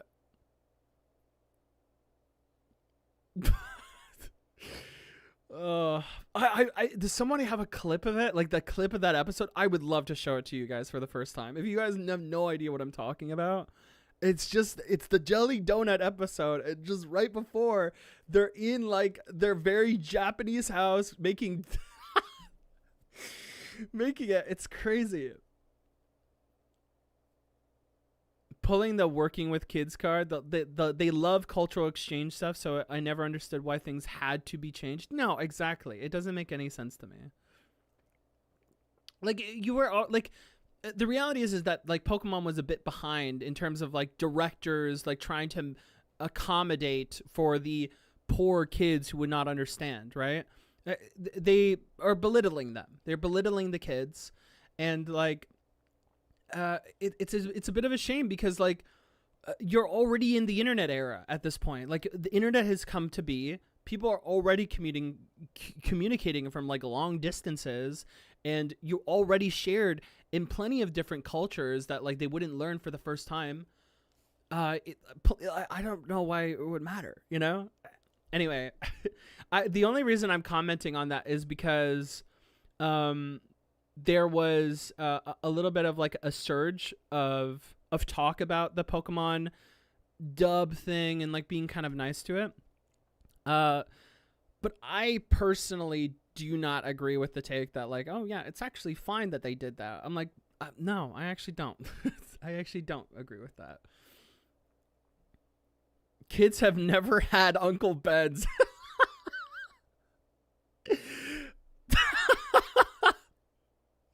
The way you said that's so sad. Oh my god. Full Metal Alchemist, but it's a rice to donut equivalent exchange after all. You can't turn something into nothing, you know, or nothing into something. You have to have rice to make a jelly donut. It's pretty obvious. Oh my god. The dude who died? Who? Wait, which dude who died? I don't know. Anyway. Okay, guys. Oh wait, I need to comment on this a little bit further. Sorry, we just got into a whole dub, like, conversation. Some people are gonna be like, I can't believe this is a witch hat. Hold on. Let me comment just a bit further. So, I love this episode.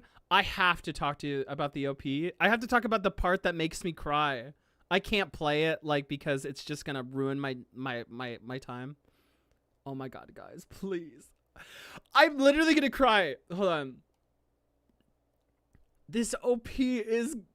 Oh my god! Sorry, we're in witch hat. Oh my god. Oh. No. Dude, this transition's crazy. The motion of the hands is fucking amazing. Visually, this is just, like, gorgeous. Oh my god. Amazing. So the part that gets me emotional, I'm gonna get emotional right now.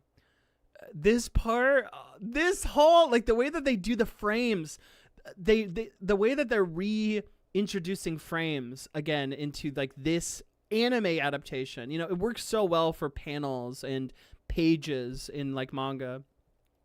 But, like, oh my god, look at that. This part makes me so emotional, and I don't know why. And as I said, you guys might laugh at me for it.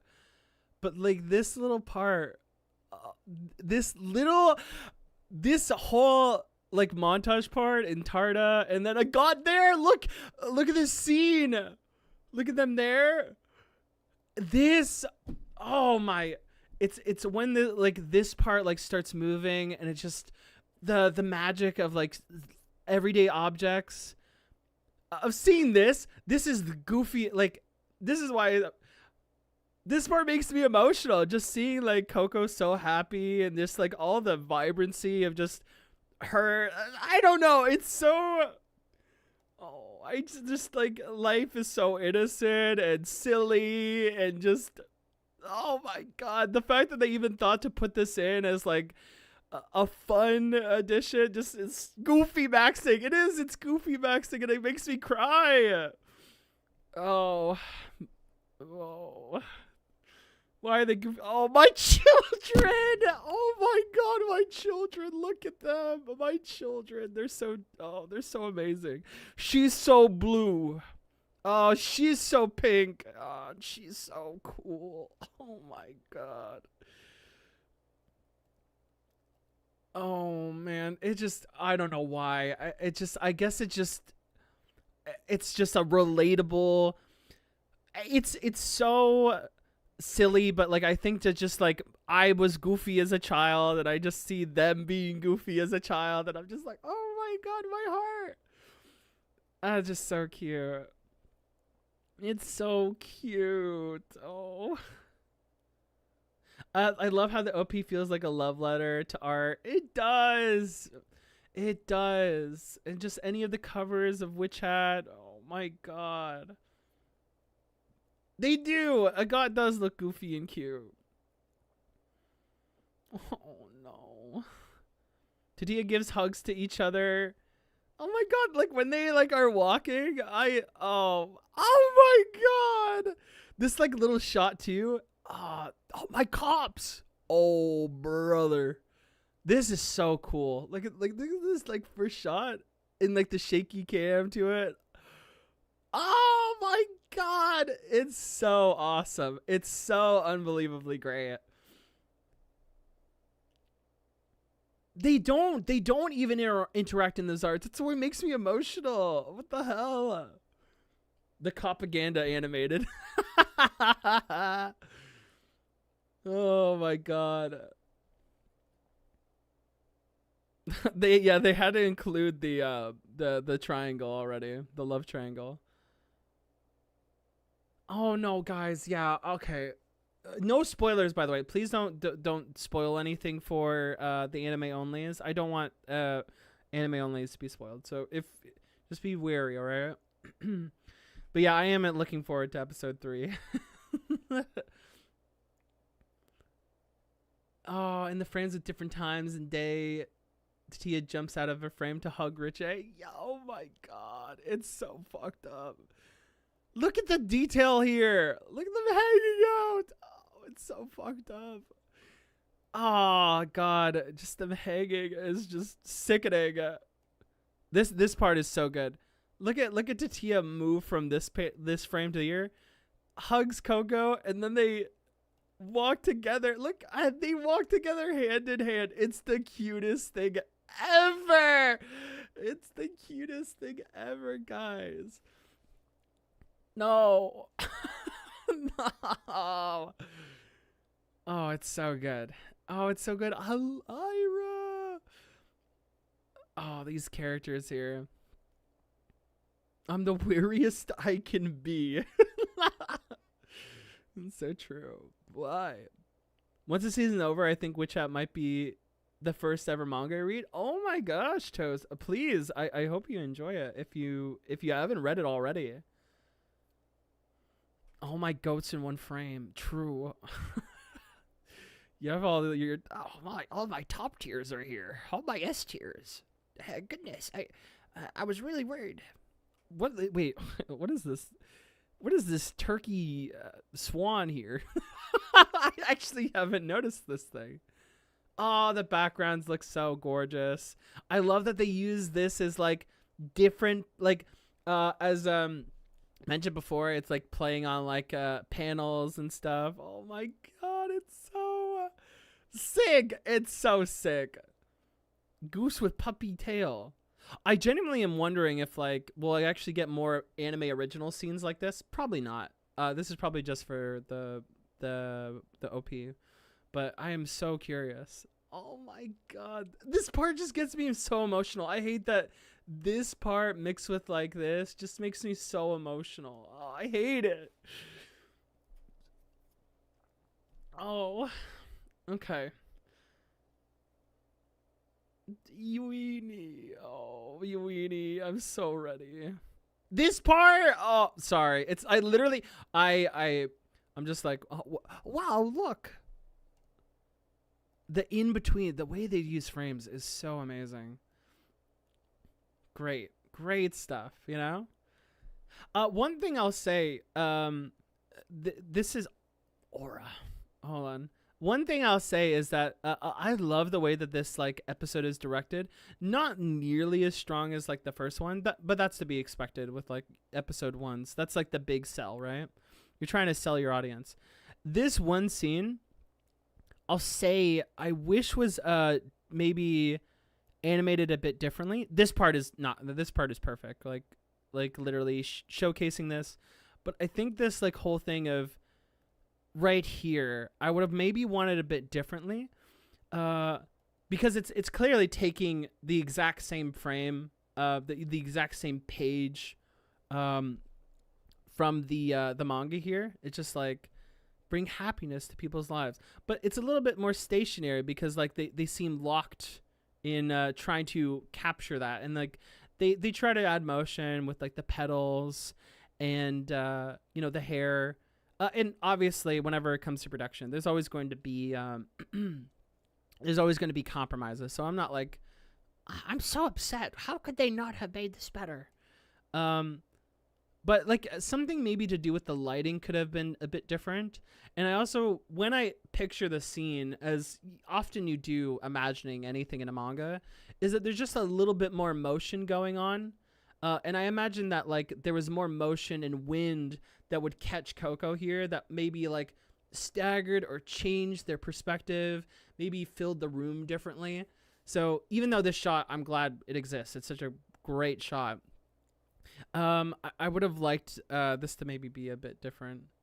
Yeah, they skipped them also like needing to clean the flowers. I always thought that was like a really cute thing. I really need them to hone in on like the humor or even just like the small low key moments a bit more. But it's fine. I understand time and everything at times. But still, yeah.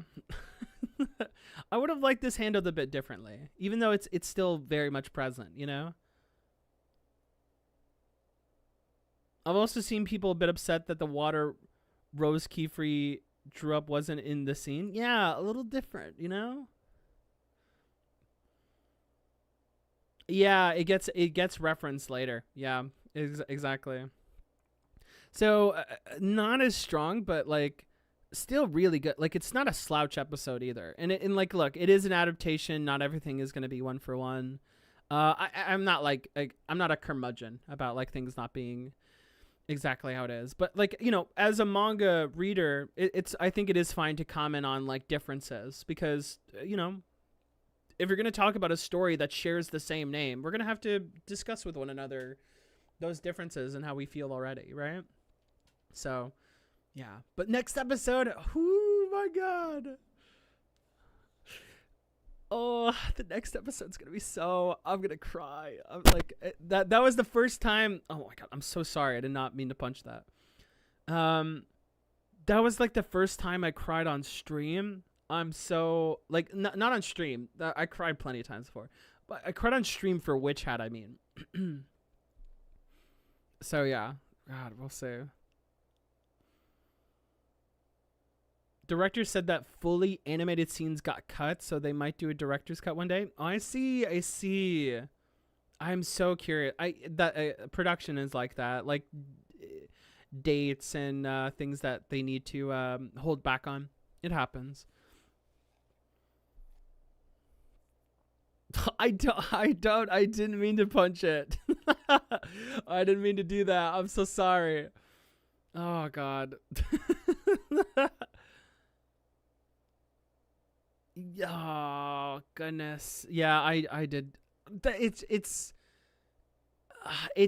like the most touching. I don't know. Again, I don't want to spoil any anime onlys, but I really like the next episode. Hopefully, it's good. In terms of adaptation, there's a couple scenes that I know they'll hit out of the park based off of what they showed, but yeah. Oh my god, I can't wait. Oh, I can't wait. Oh, it's gonna be so good. Is there anything else I could say? I mean, well, there definitely is. The voice acting is good. No, shit, it keeps doing that. Okay, yeah. This is the thing that I was talking about before, with the little pop up. Oh, it's so sick. It's so sick that they do this like for every episode now. This has got to be so hard to animate, or like I guess it might be 3D. I don't even know what they're doing for it, but spectacular. Look at this shot. Oh, you know what I didn't comment on, guys? The ED. Oh my god. Oh my god. Okay, so here's my take. I like the OP makes me cry. Visually, it's just stunning. It has all the emotion that I want for the beginning era of Witch Hat. But holy shit, did I not expect the vocals of the singer to be so unbelievably vulnerable and gorgeous? I honestly, I wish I could play it without getting copyrighted, because I would love to just like listen to it all with you guys here. But here, let's see if I can listen to a little bit.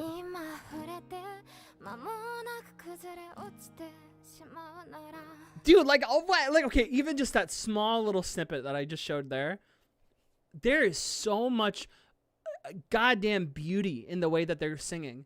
I have no idea who this is. I was trying to like look for it. Does anybody know like what the song is, who the artist is? But their voice was just gorgeous. I couldn't believe it. I haven't heard someone sing in that kind of way, with that kind of like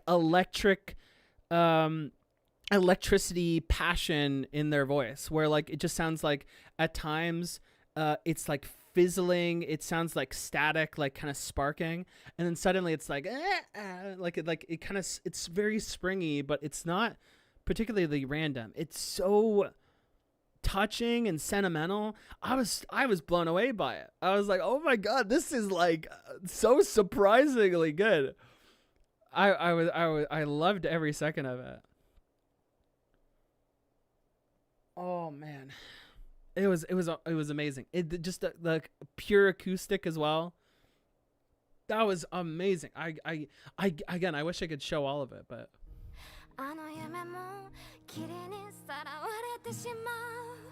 oh my god, come on, man. Like, are we serious? That is a phenomenal voice. That is perfect. I never would have imagined it. The imagery too, yeah, like just the Coco descending down the steps and this little light. Oh my god. The color coming back. Oh my god, it's unbelievable. Oh, look, just the way this is drawn. The POV, the unbelievable. Look at this. As the perspective of the steps comes, the light, like, it's so granular graininess, you know? Oh my god. Beautiful, you know? Song isn't on streaming yet, but it's called Just a Beautiful Curse. Oh, really? Oh, that's perfect. Oh my god, what a name, Levin. That's so good. Just a Beautiful Curse. To sort of like imbue that with the idea that, like, wow, the complexity that is being formed from that phrase, especially because of the conflicting feeling Coco has with it. A beautiful curse. Wow. It's like an Umineko line. Oh, that's so cool. Are they just a beginner? Dude, I don't know who they are, but I am so interested. The song is translated as Simply a Beautiful Curse by Nakamura Hawk. Oh my god. Okay, thank you. I'm going to literally copy paste you right now. Hold on. I'm literally going to write that down right now. Cuz I was just like, wow, I literally just want to listen to that performance. It reminds me a lot of performances that I've seen of just like someone like on stage just like playing their guts out. Oh god, I love stuff like that. Cried from its majesty. Majesty is such a strong word. Its majesty. Oh my god. Yeah. People who newer people for the VAs, like, really, really cool too. Keyfree obviously being Natsuki Hane. Oh my god, dude. I'm so hyped. So good. So good. Oh, perfect. There's something so fitting about the newer people being the kids as well. I love that. There's something so poetic about it. Just like the younger generation, the new. God. A beautiful curse. Simply a beautiful curse. Oh, that's so good. Okay. Well, that is I should have said this before. That was the anime portion. The just off the rails like anime portion of the conversation. Anime onlys, if you do not want to be spoiled on any more manga content, we are going to be reading. I don't know how too much we're going to be reading, but we're going to be reading a bit more. We're in like the chapter 69. And we're going to be reading beyond that. So if you want to leave now, this is your time to do it. This is your gateway. Oh God. You sign newer talent next to veterans who can help them. Yeah, for sure. Just like to coach or like shadow or inspire. It's a great dynamic. They did that a lot for Studio Trigger as well.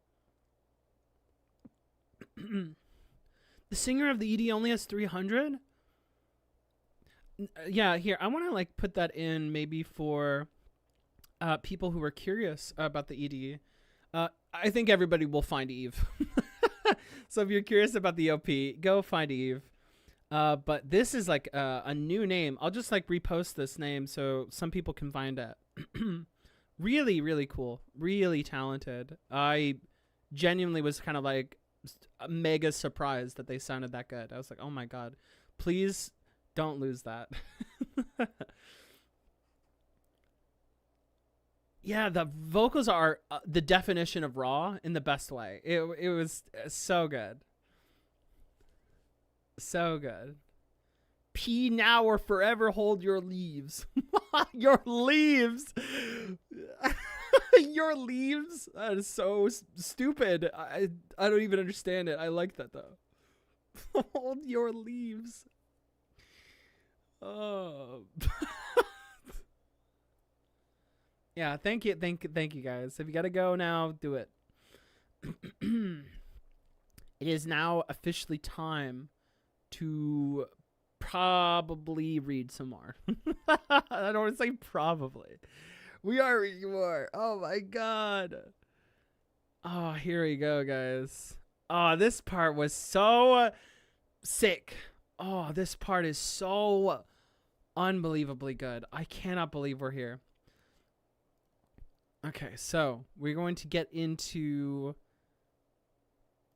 aura. We're gonna get into chapter we're actually not gonna get into chapter 69 right away. Actually, we are not doing that. In reality, we're gonna be reading the bonus chapter first because we said that we would do that. And this is the special little extra. So I'm gonna set that up for you guys. Oh, let me kind of zoom out a bit more. You mentioned singing their guts out on stage, but to me it really feels like a street performance. That's what it is. It was there's someone that I'm thinking of to this day. They actually, I believe that they passed away recently, and it made me incredibly sad. I really wish I could remember their name, but they have some of my favorite like street performances that I can think of. I don't know if you know who I'm talking about, Livy, but there's one person in particular, if anybody knows who I'm talking about. They were an artist that even appeared in anime stuff before.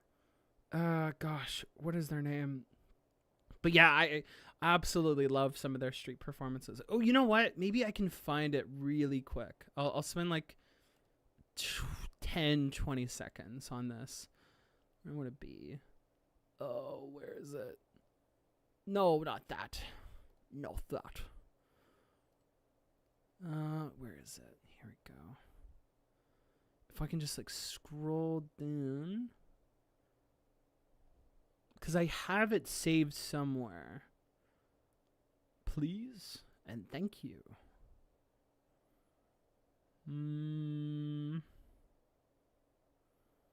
This one, no. No. I think they passed away like last year as well. Oh my god. Okay, I think I just got it. How do I say this name? Okay. Yeah. I have it. God, what is... Okay, maybe I can find it in the rec. Gosh, what is their name? So this is like the kind of street performance I was thinking about. Let's see. Let me share this with you guys. So this is 100% what I was thinking about. Is this person? Oh, gosh, what is their name? But like they basically have like appeared in things before, and their voice is amazing. Like when I thought of like their voice, I thought of this performance, and I was just like, oh man, that's so fucking good. Hold on. No, not Gorbachev. Don't go to Gorbachev. I know I love that video, but don't go to Gorbachev. Gorbachev's the stupidest motherfucker on the planet. Oh man. God, what is their name?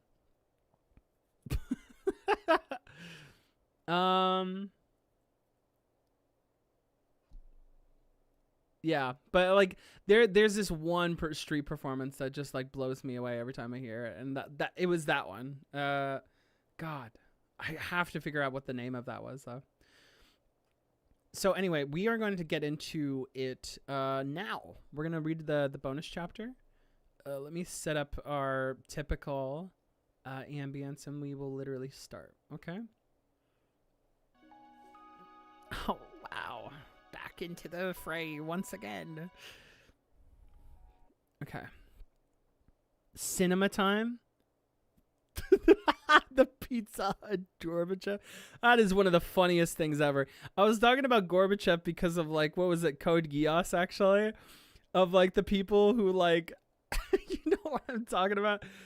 One of the Code Geass is a weird story. There's like incredibly strong highs about it, and then just like, weird things about it. And the Pizza Hut thing is like one of the funniest things ever. I hate it, but I love it. And I was like, that has to be a Gorbachev reference. It has to be that. If you happen to remember the name, could you ping me? Yes, I would. I definitely will remember the name of it. I sadly do not speak or read Japanese, so I will definitely do that when I'll put it in the Discord for sure. Well, I was thinking of dancing when you were talking about street performances. No, not like a dance. It was like a musical street performance. Also, hello Merc. Welcome in. Yeah, we are on the bonus now. We're officially bonusing it up. Okay.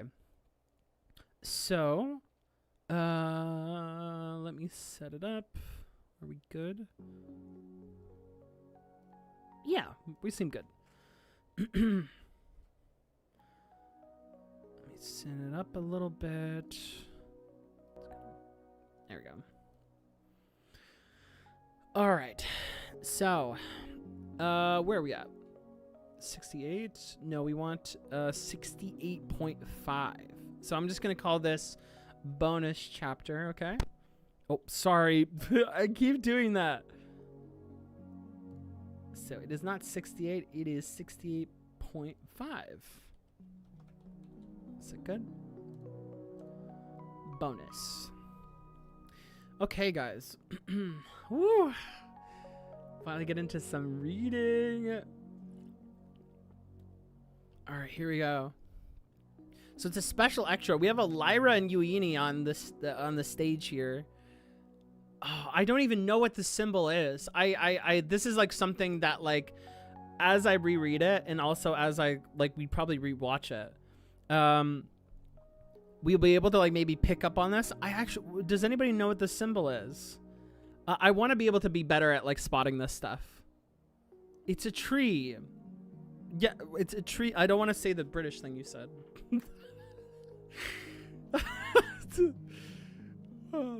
It's a tree. Oh, look at this. Look at us maxing out into the wilderness. Upside down Triforce. Yeah, and like an extra triangle with some sticks. Yeah, I can't believe I can't believe it either. I can't believe we're like 3/4 of the way through. That is I don't know how. Oh my god, look at this. This is so cute. Look at the big dog. Big dog. Oh, hey Uini. Remember what we talked about, you know, about not spending the night as a scale wolf. Oh my god, what? How could you do this? How could you make Uini look like this as a dog? Why? Oh no, they seem so guilty. They have I know that's Uini, but I don't look. Were you the one who ripped up the pillow today? Oh my god, what the fuck?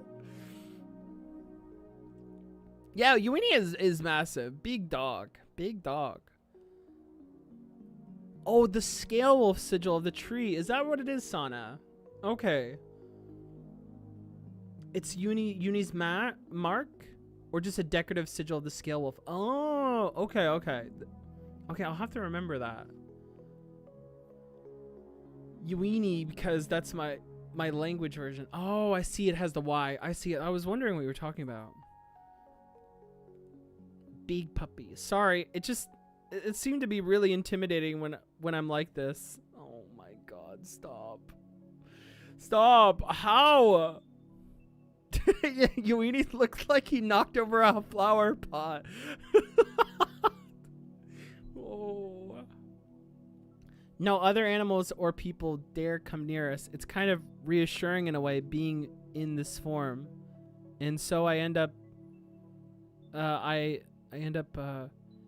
you do remember your apprentice witch, right? Not a wolf? Come on, you could be working up a fancy new beast warding seal with the extended range. Or fashioning us a wing chime dragonfly to patrol the area and let us know if anyone's nearby.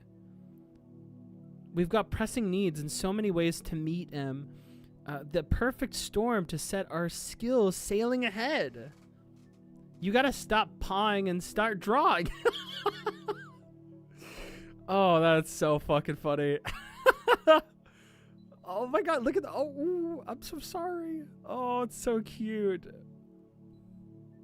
Yeah, Uini being comfortable as a wolf form kind of makes me hope he keeps the ability to transform back and forth. Yeah, I think having to take on that sort of like new aspect of their body now and just kind of own it.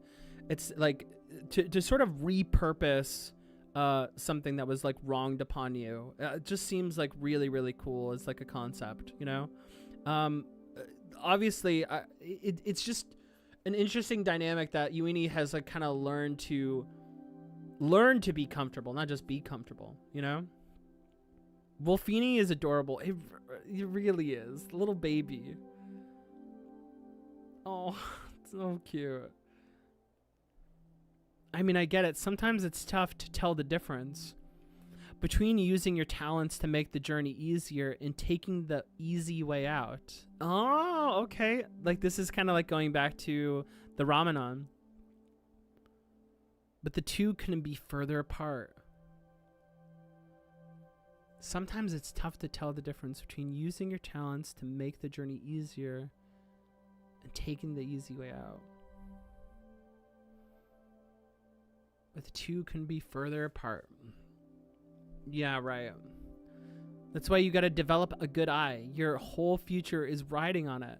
You get what I'm saying? My future, huh? Stretch. I know I should, but Imagining a future for myself. I don't even know where to start.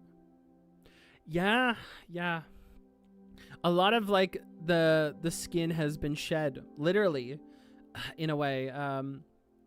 Turning back here, this like look. I don't even know where to start.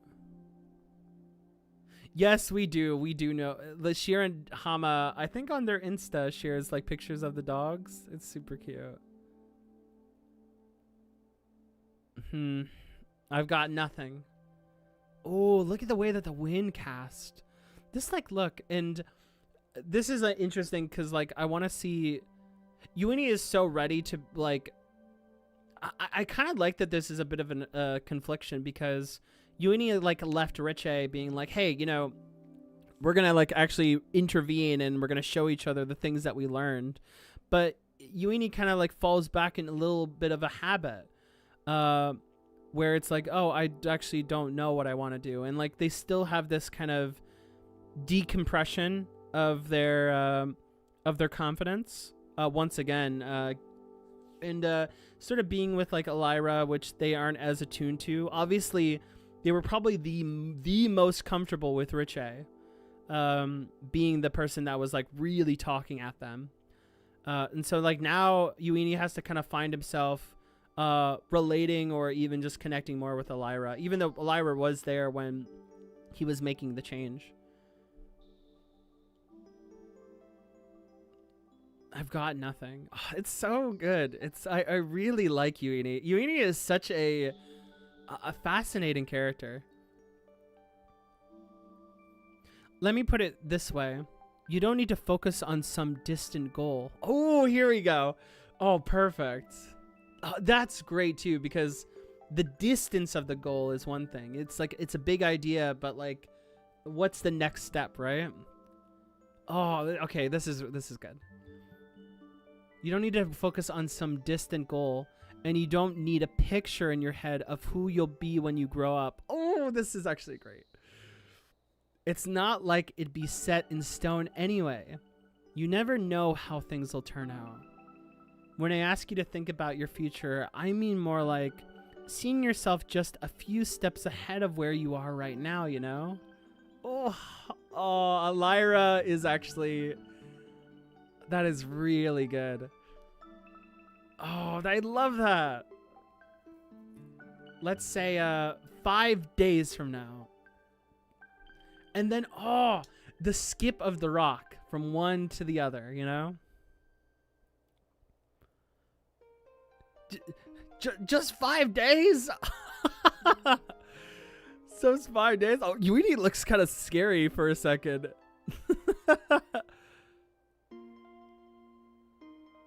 Too short? Then how about 10? Shoot, if you want, let's say 30.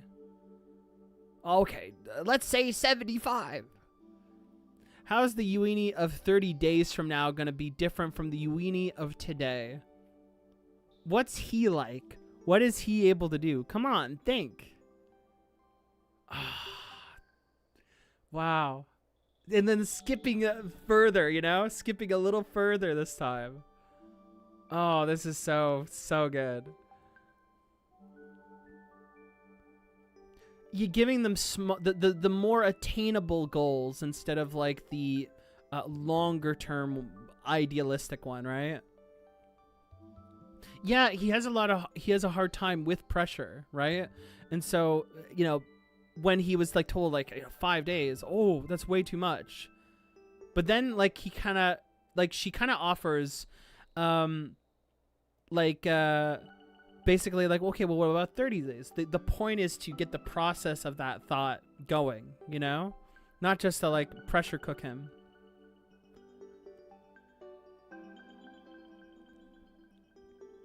Oh man. Look at, oh, the water shooting up is the thing that like catches Uini's eye. Look at that. As it travels. Do you prefer the Uini who does a bang-up job drawing beast-warding seals, or the one who still only knows how to run off threats with a canine growl? Oh my god, this is so cool. And given that the difference hinges on the choices you make right now, maybe it'll have you reevaluating which path you'd rather take. Oh, perfect. I really appreciate that. Like, because I was like, you know, a lot of the things that UNE is going to think about, it's not that just UNE thinks about them. It's that, like, they're a product of the context that UNE lives in. So there's going to be things that UNE wants to do more because of their background, right? But Elira kind of like trying to catch them to say, you actually don't need to know what that is. Think about things in a bit more possibilities than that. And that, like, even that will be reevaluated potentially. It's just like a really nice addition to the already like thoughtful wisdom that she's imparting. I need to hear this so bad. When I first read, it's really easy to build up anxiety when you only think about the distant future. Yeah, for sure. I've seen like so many people crash out because they are just trying so hard for the complete version of themselves. And like, I like that, you know, Shirahama is catching that like that promise to Riche might seems like something really touching, but you know, for someone like UNE, it's not going to be something that just happens because they thought it would happen. It's going to take a lot of effort for the next little steps here and there to get there, right? And if anything, it's going to take a bit of forgetting that goal, or like kind of like blurring it in your periphery to focus on the thing that's next, right? And sort of realizing that that's like what you need to do, is that like in order to get up the stairs, you need to actually start climbing, you know? Oh.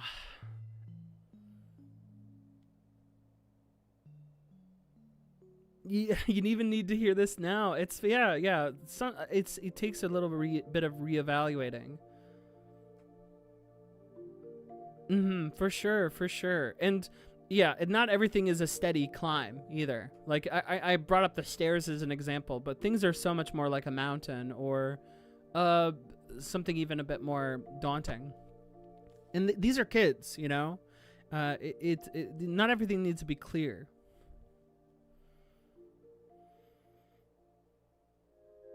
Yeah. I think Elira is like really fitting exactly what like you needs to hear for sure. You have to wonder how Kefri would have taught UNE differently. It's worth thinking about. Thank you, Master Elira. I needed that. Oh, and then they changed back. Look at that. It's always been a bad habit of mine. I'm always finding a safe spot to run off and to hide. Oh my god. Still using the symbol of the scale wolf in that way of like hiding, you know, reverting into the shell, you know. Hey, I'm not saying that's always the wrong choice. Oh, Elira, you are. Oh, I'm gonna snap you. You know, snap your fingers for that. You know. Oh my god, I would snap. I can't. Oh, hell yeah, Elira. That is so good. It's not always the wrong choice. I just want to help you see that running off to safety isn't the only option.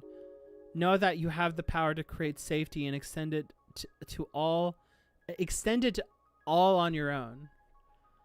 Oh, man. So jut out that chest. Stand tall. You've got the skills. Don't be afraid to use them. Yeah. Oh, this is so... Again, I'm going to say something that I've said so many times before. I'm just very touched by Shirahama just wanting to be a teacher to her audience, you know? It's like... It's as on the nose as you could possibly be that, you know, Shirahama wants to and enjoys the idea of educating. And she's doing that with her stuff. You know, it just touches me so much. Speaking of which, is it just me or, huh? What? I get the feeling that just maybe You've shot up another couple marks again. Oh my god, I'm gonna cry. Haha, gotta love them growth spurts. Youth, what a whirlwind. She's having her whole moment. Oh my god. Pretty soon it's not only gonna be your wolf form I'm tilting my head up to see. I'll be staring up at you the whole time. Staring up at me? Yuini, you okay there? What? Wait, what is going on? Wait, is Yuini? Is that Richie? Boom. Oh, what? Wow, Yuini. Just imagine Richie staring up into my eyes. I thought so. I wasn't sure, but it's too much. I can't take it. Oh my fucking god.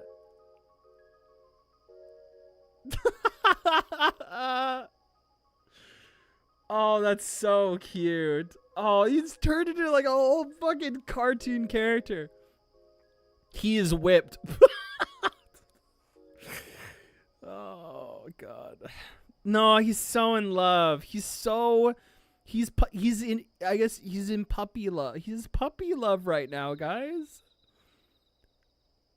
Just the words get me thinking about the time. Oh, how fluffy. So fluffy. Gah! Gah! Jesus, calm down. When we tapped our foreheads together. Ah! Hey, Estes to Yuini. Come in, Yuini. Jesus, he's a fucking rubber band. Someone help him. Stabilize. Oh my god. He looks at it in a shoujo filter. It's true. Wow, Yuini. Okay, I'm gonna give it my all. And by the time I'm done, I'm gonna be standing so tall, it makes me as a wolf look tiny by comparison. Oh, wow. You know, the fires, the, motivation, right? Also, if you think that, okay, all right, I'm going to say this to some people who might be afraid to say it, all right? There is a reality that, like, when you have ever been in a relationship, people want to shape up because of it. They're just, because they're like, oh, I want to be, like, relied on, and I want to connect with this person, and I want them to like me. They do this, okay? They try to, like, they're like, you know how many people who, like, start dating, they're like, you know what? I'm going to go to the gym right now. Okay, it's very real. All right, the crush is so cute. Have I seen the birthday comic? No, I haven't, Alcor. Woohoo! Go, Yuini! Ignite the height. Ignite the height. You got this in the bag. I love this translation. This translation is so good. Who is it? If someone can remind me, who's translating like Witch Hat? Ignite the height is so goddamn cute. Yuini's aiming to be a giant. Bigger than his wolf. No, believe in him. Believe in him. Yuini is on his way to like Planet Fitness. Ignite Planet Fitness. The B-Day comic? Yeah. The B-Day comic for sure. Don't doubt it, kid, but by the time you're done, you'll be standing taller than you can even imagine. Oh my god, Alhira, this is so sweet. Oh my god. Oh my god. Oh, here we go. Every page is drawn another step forward 2 pages and you're already at a trot. Pretty soon, you'll look around and realize you've passed me by, along with the other grown-ups and everyone else you've ever known. So run toward a future of your own making. Oh my god, that's so... Stephen Kohler. Okay, thank you. Oh my god, sorry. Stephen Kohler. Stephen, you're such a cook, dog.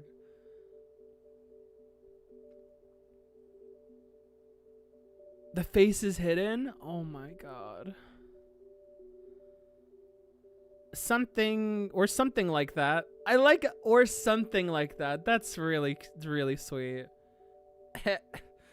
Listen to me going on like I know what I'm talking about.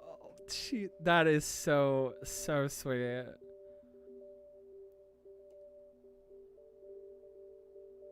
I you know what? This is also very real.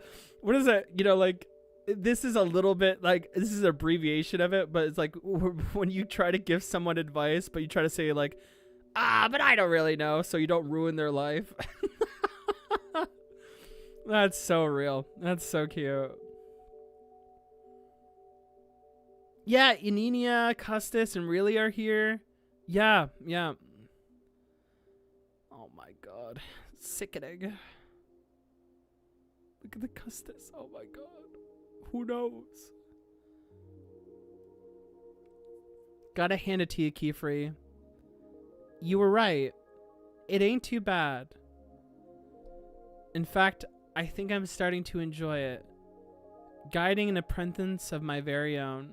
Oh my god. That's so... Oh my god. That's so good. Oh my god. These bonus chapters are crazy. I was looking back on the bonus chapter where it was like... Keyfree... What was it? Keyfree comes in and then Coco's like at the fireplace being like, my butt is like to the fire, but if I turn away, it's cold again. And like, there's like, that was like the beginning, like bonus chapters. But these bonus chapters have been like more characterization, some lore building, more filling in gaps. It's just like incredibly sweet, very thematically purposeful. It's fucked up. it's like fucked up. It makes they almost every single bonus chapter we read has almost made me cry, or has made me cry. Sorry.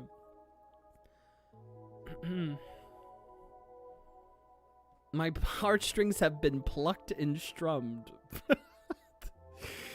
That's very clever way of saying that.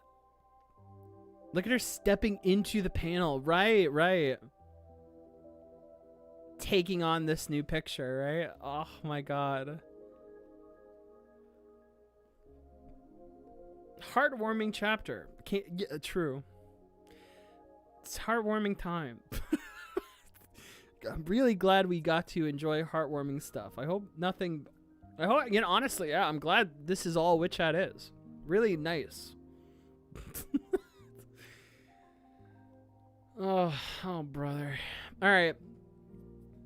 So guys, that was chapter. Is there anything else missing? Oh, the contraptions. Is there anything I should read here, guys? For the contraptions? I'll overlook one of them as you guys are answering. Oh my god, I almost dropped my thing. The bubble carriage. Let me look at that. No. Let me pick the capture pennant. Oh yeah. Used by the Knights Morales to apprehend criminals and perform other important duties. The seal for this contraption is found on the clasp that affixes the pennant itself to the haft that supports it. Oh, it's kind of breaking it down too, which signs are which. That's very nice. Spell of repetition. It's like teaching us how to draw it. That's so sick.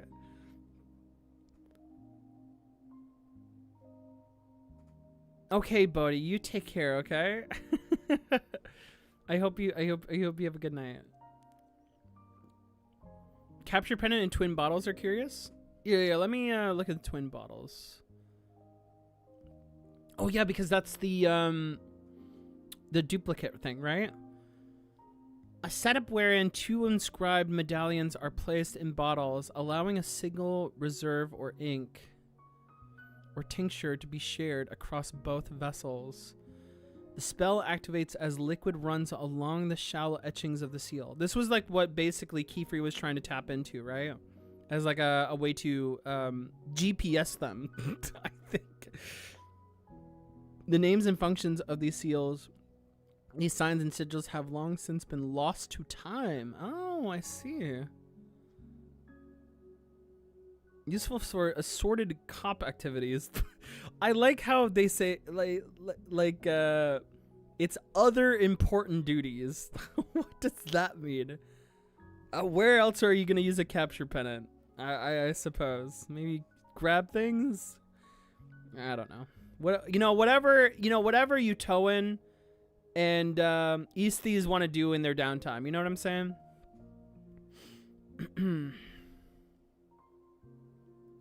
Okay.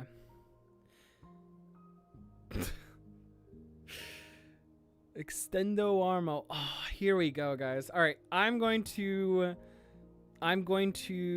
put this in. We are now on officially chapter 69. All right. Are you guys ready? Oh my god, this volume 13. Oh my god. Beautiful. I have a feeling this one's going to cook so hard. I'm so hyped. Are you guys ready? Okay. So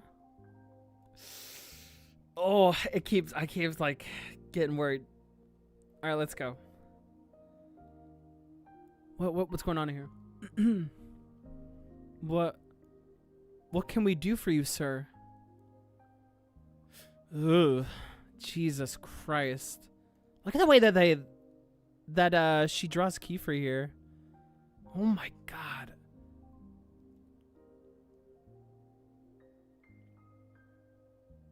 This man was in your custody. I found him fleeing along the shoreline and we came to return him. Oh my god. He may be unconscious now, but he is not a man to be trifled with. Keep him isolated. Ignore his words till the Knights Morales come for him. Moreover, several worm herders lie injured on the coast. See that they receive the care they require. Farewell. Oh, Kiefer is so done. Wait! You're leaving us here? Will you not help us to safety? Oh. We're told the citizens are being evacuated. They're being taken to a hillside just beyond the city limits, or, if injured, to the western healing spire. Those of us in the castle, Ezra, seem to have been forgotten. Stay. You've no need to quit the castle. If anything, it's the safest place you could possibly be. I don't understand. Sir Witch, wait. Oh, God. He does kind of come off like a bit like just not like villainous, but like there's a distance that's happening, and you can tell that there's like a lot of bottled emotion that he's really not trying to like get out in this like kind of scenario. Yeah, he doesn't want to like spend his time on this, like not really explaining the situation much either. Ah, God, just a little bit of a cleaning, basically. Thank goodness for Aesthe's lockwax bound scroll and its spell to amplify other magic cast within its radius of effect. Without it, I don't know what I would have managed to... how I would have managed to apprehend Eggendale. Oh, is he saying you would have killed him? Did Aestheus foresee this? Was he privy to some inside knowledge? Oh my god! This is just... And if so, why not simply tell me rather than keep the information secreted away? No. In that regard, I suppose he's no different from any other witch. But if secrets... Oh, this is so fascinating. This is so fascinating because, like, you know, Kiefer is like someone who's constantly living on edge with his secrets, right? Like constantly trying to manage them in pretty much every way. And so he's any little thing he has to overthink or hyperthink, even when it might not seem so, basically. If secrets... And now he's like, I wonder if Easties assumed something of me. And why did he assume that of me, right?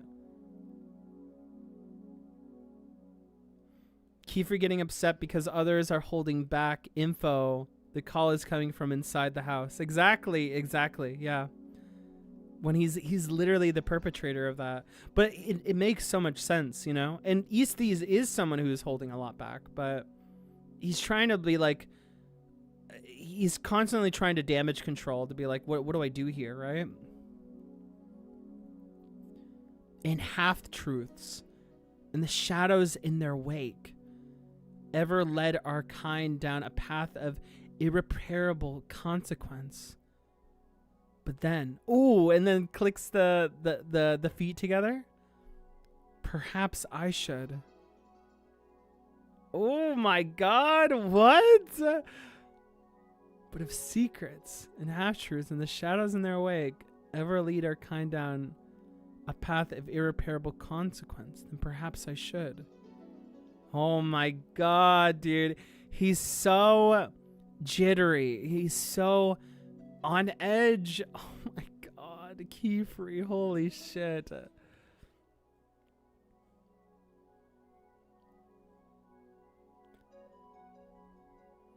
Is this Beldery? What the fuck?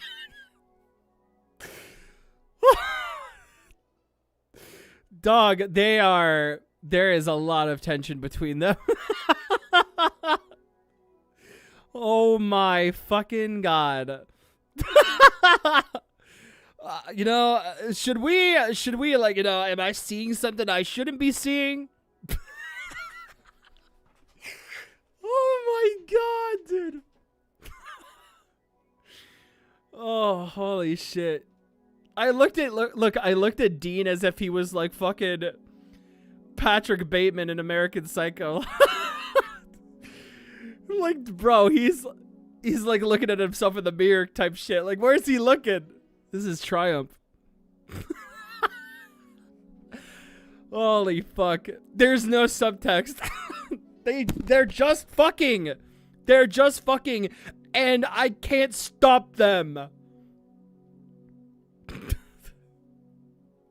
Holy fuck. Thank you for the ride, oh wise one.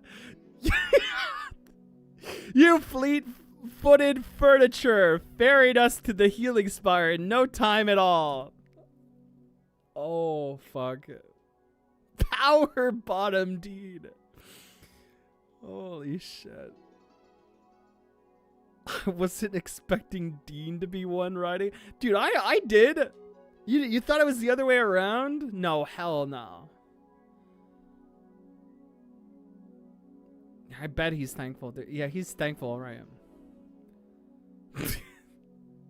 Who knows what long and arduous journey we would have otherwise suffered. Bah! Enough of your blathering. Dismount, you fool. Holy shit. This is what we don't see. Yeah, you know, honestly, this is what we don't see with Elrugio and Kiefer. This is just like a snapshot. The parallel. The real old Menyawi, yeah. If you'd exercise a modicum of patience, we could have taken a wind away and avoided any risk at all. Dude, that's not cool. But no, you had to go galloping off without a plan or prudence. That's so fucking funny.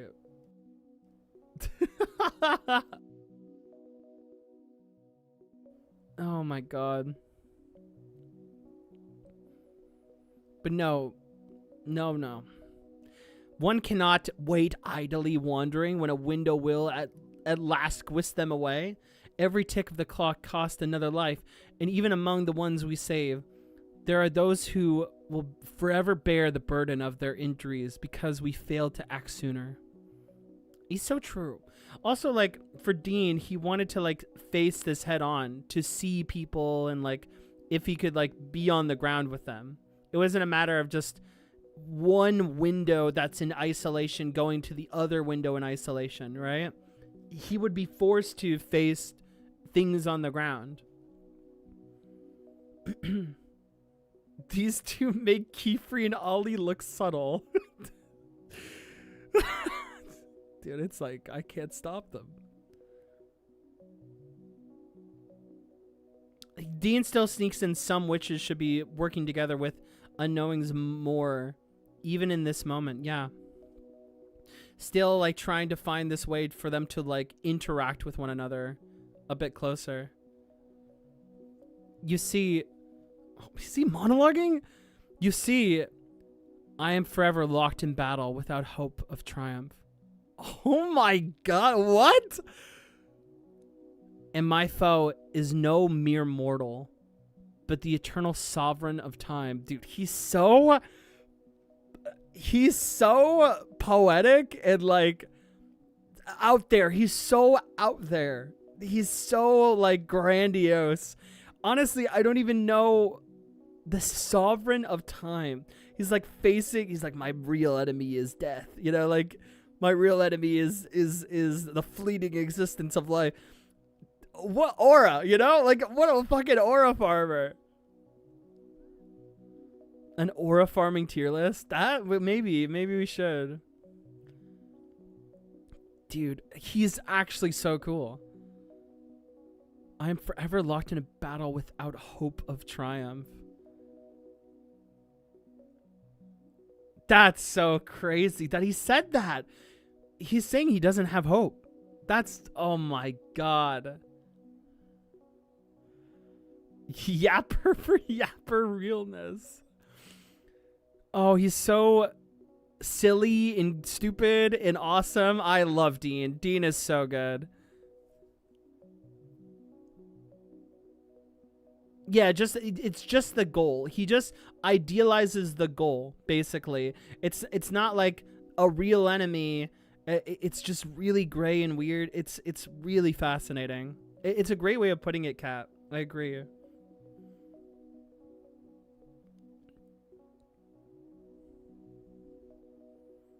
The Peninsular King has come to our aid. And it is not only I. With me is the witch's own wise and teachings. I love that, like, Beldery loves hearing it still. You're like, yeah. His boundless magic shall drive off the leech and bring safety to all who shelter within the spire. So forget your fears. And let us focus on tending to those in need. In all my years, I've never met a man as irritatingly charismatic as this one. Dude, you just fucked you, man. Like, just fucking, just own it.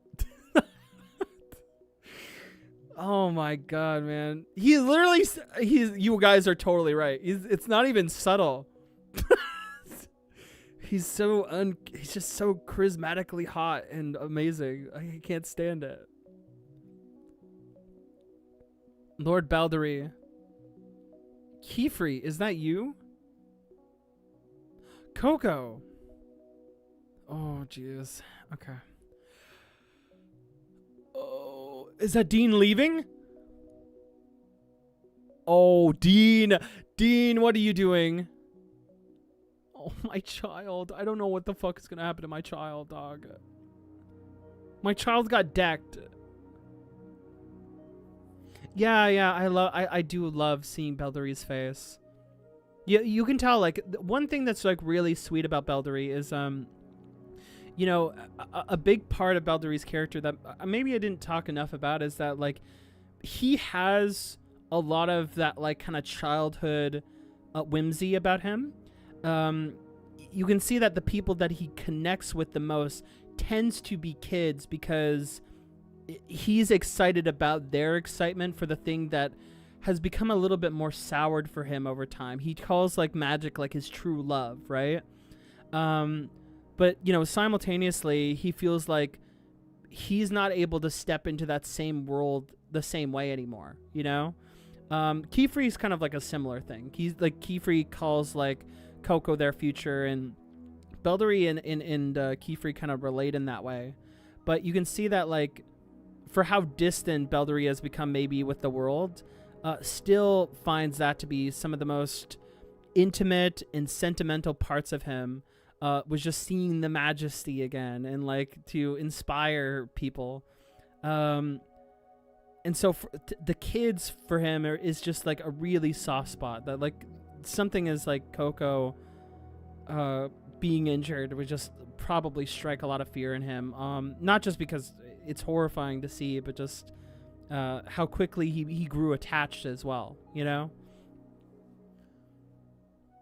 Oh my god, the brush buddy, please. Oh my god, the brush buddy's gonna cry. Oh my god.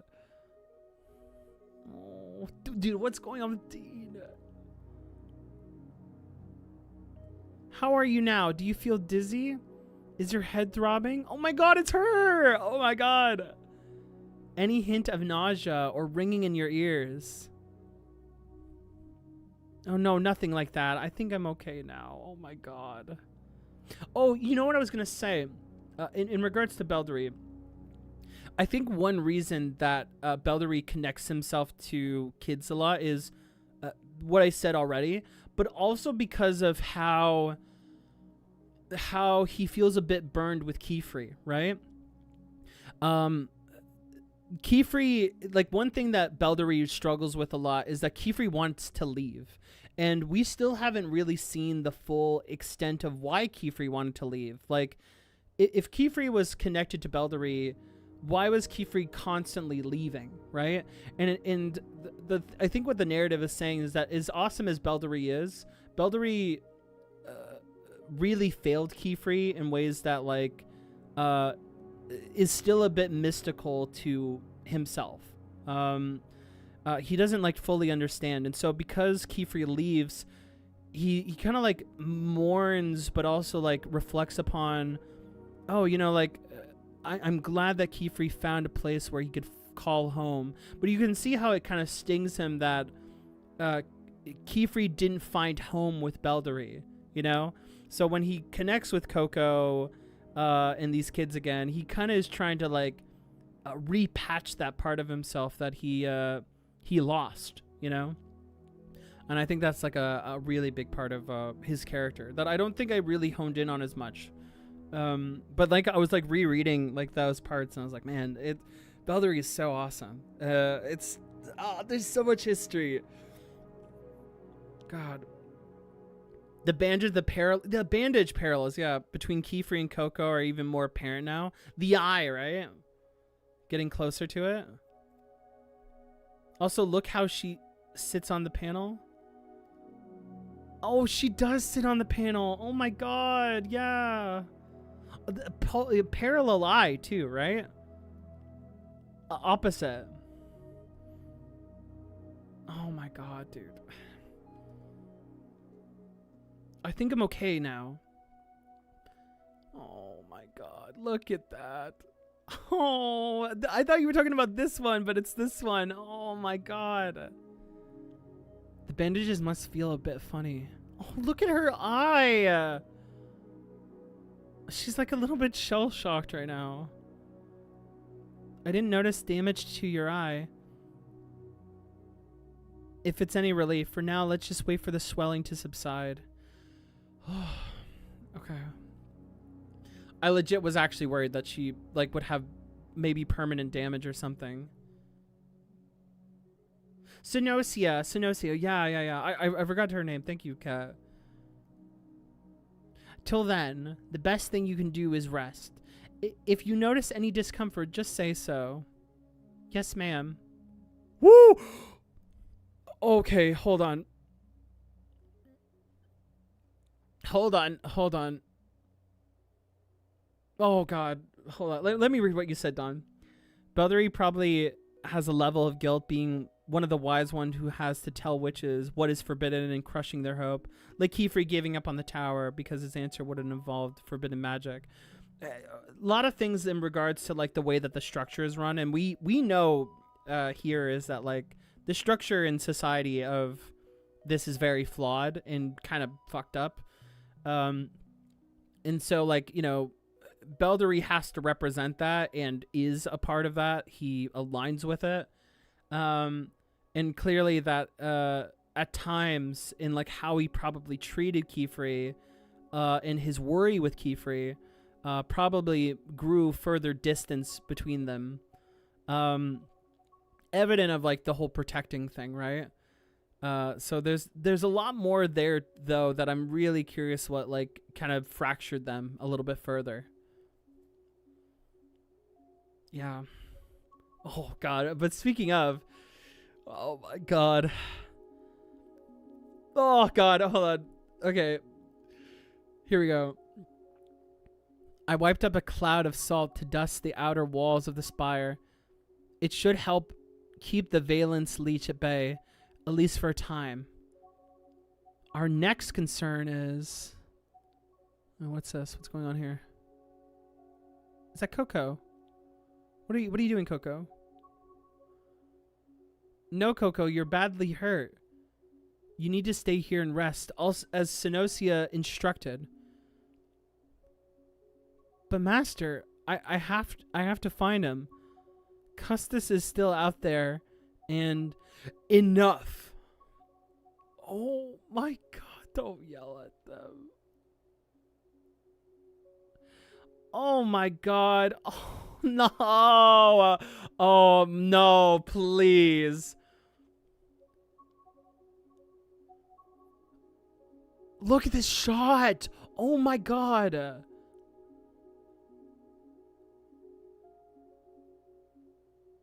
Yeah, I see what you're saying. The feeling that exists, the enveloping dark that he feels, right? When the bolt struck and I saw you collapsed, I was deathly afraid, Coco. I felt my insides turn to ice. The ice motif again. Oh my god, the ice motif again. His heart's called the whole thing again. Oh my god, why did you choose that word? Oh my god, please.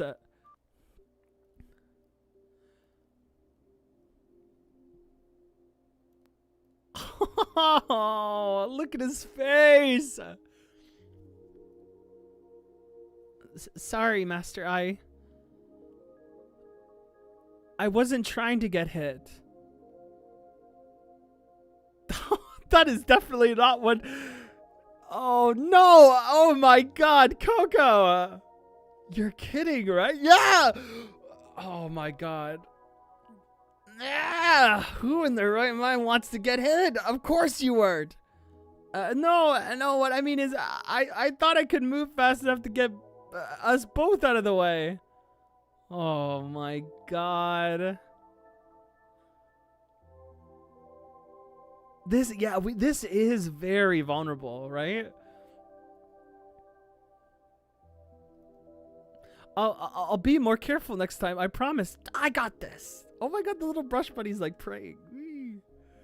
I don't want there to be a next time, Coco. You shouldn't be leaping in front of the lightning bolts to begin with. Oh, he's molding. Oh no.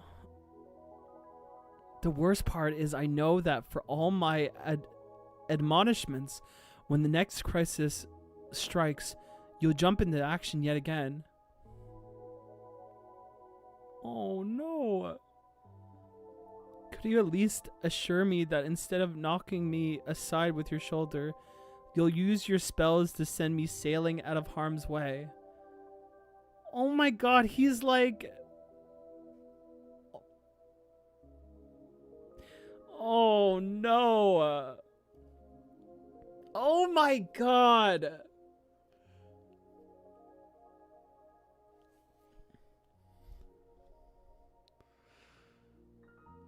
I this feeling of confliction just hurts, you know, because like he hates it. He like his whole, this is his future to him. He said my child like just like a chapter ago. And like he's just like, I don't know how to stop you from basically doing the same things I'm doing. I'm trying to teach you to be a witch, you know? And now he's just like, how do I stop you being trying to be heroic like I do? And now he's just like, he's like crying. He's both incredibly afraid, mad at himself, like mad at her, and then also just proud. He's simultaneously proud.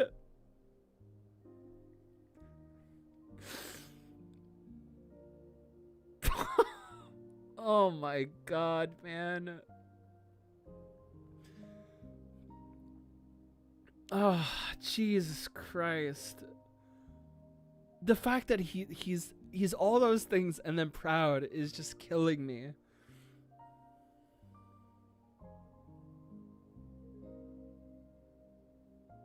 Yeah, this panel here is them facing each other, but they can't see.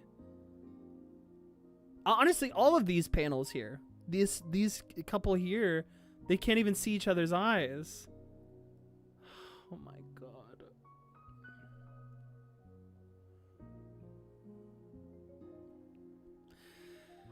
Oh, dude, they mean so much. They mean so much.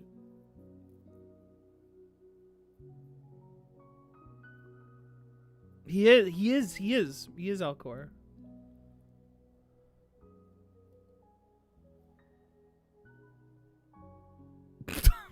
What the fuck? Look out, master.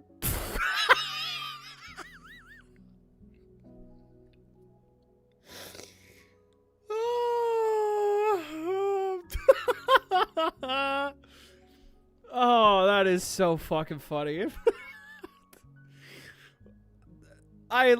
That is so stupid that she would have like as goofy as a thought, because she actually has to consider it. So we see just look out. When Kiefer becomes a triangle. Eep. Wow. There's the father-daughter coding is so good. Really, I feel as there has to be a better option. Yeah. Really, it seems perfectly valid to me. In any case, much better than putting you in danger. Well, if that's really what you want. Wow, look at her smile. Oh my god, she giggled. I'll get started on a new spell right away. Oh my god, please. Good, please do. First off, there's a question of how much force to use when I send you flying. Yes, well, I am quite confident in my capacity to withstand a crash landing. Oh, they're so awesome. Their dynamic is unbelievable. Look at him tap. He's fidgeting. I can't fucking believe them. I can't fucking believe them.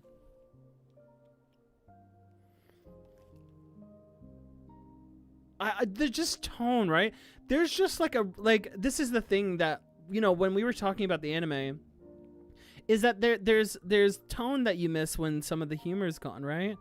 There's such a complexity, and for some people it's going to take some people out. I understand that. But there's such a realistic, kind of authentically complex tone here. Like, I know, like, I'll be honest, I've had fights with people where in the middle of them, we've laughed about something for like a frame or two. Just like, you know, like bonded for maybe in a split second. The fact that like this at all is orchestrated this way, I couldn't call it more perfect, genuinely. This feels so authentic to me, as cartoony as it's like. Oh, hold on. As cartoony as it's being portrayed, right? They're both fidgeting. Yeah, the legs. Oh my god. Yeah, I don't know. It's just special. Coco hitting him with the perfectly straight line, shooting him 3 miles away. Oh, the perfect line. Holy shit. Dare I ask what you two are going on about? Ah, Lord Beldery, you're here. I have a request. I honestly thought we would get Beldery key-free content, but I'll take it. That was some of the best Coco key-free stuff so far. That was some of it. Could you keep an eye on Coco for a while? There's a matter I must attend to beyond the spire's walls. He's taking the scrap of cloth left over from Custis' clothes. Wait, I'll go with... Stopped. You'll not be much of assistance to others if you cannot first look after yourself. Rest, Coco. Yeah, they are not going to be able to compromise on that. Any rescue that comes at great cost to its hero is rarely one followed by any great fanfare. Ooh, okay. Wow. Wild. I wonder what he means by that. With Beldery in the room, too, I have to imagine there's something there. Lord Beldery? Yeah, when Coco's around? Yeah, right. That's true, yeah.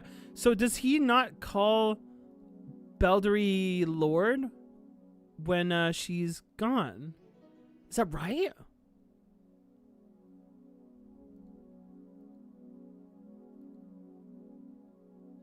I don't even know. You're probably right. Maybe it was like an earlier instance.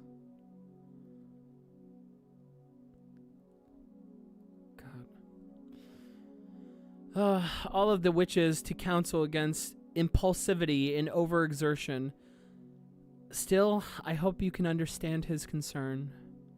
Oh my god, Brush Buddy, hello. Still, I hope you can understand his concern. I certainly do.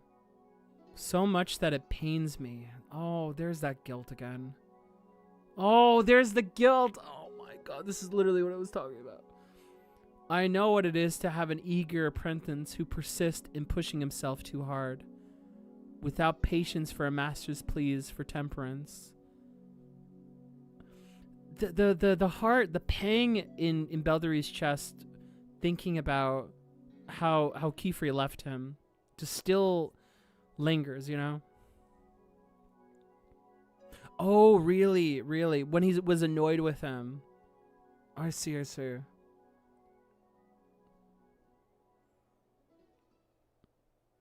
And yet, flip the coin, and I must admit, I may be even more understanding of your plight.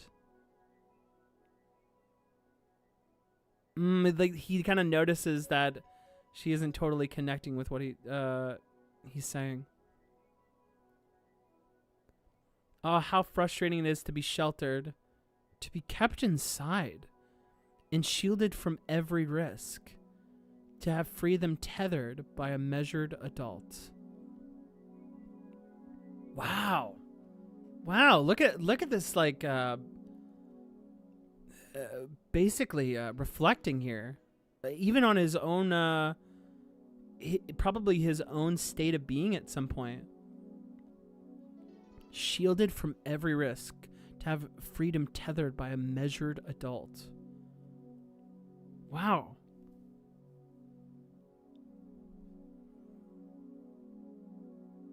But at root, my dear Coco, that is but another problem for you to solve.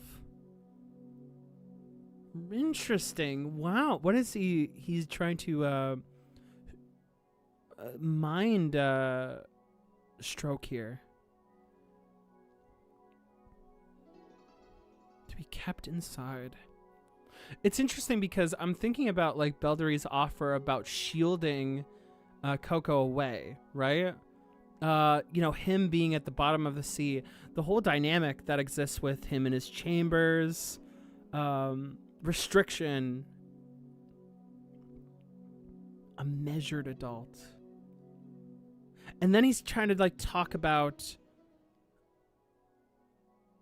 how like maybe she is more capable. This is kind of a crazy thing for Belderi to do after she just got injured. Think carefully, apprentice of my apprentice, and perhaps you will recall. Wow, look how the ever so clever Lord Bell conquered a similar conundrum. Wow, oh my god. Oh, dude, look at the way that they draw Belle here, too. This is gorgeous, right? Look at how gorgeous she draws him. Am I crazy? This is fantastic. Yeah, exactly. The commentary of disability. Yeah, I was thinking about that exactly. I don't know if I said it vocally enough, though. Yeah. Wow, dude, that I can't believe it.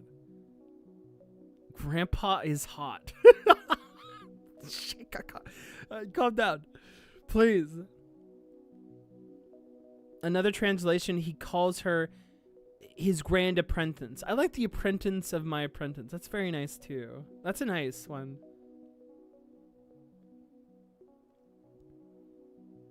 He's trying to sculpture. Like literally what's happening is Dean is no. Dean Belderi. Yeah, I read Dean and Belderi hot gay.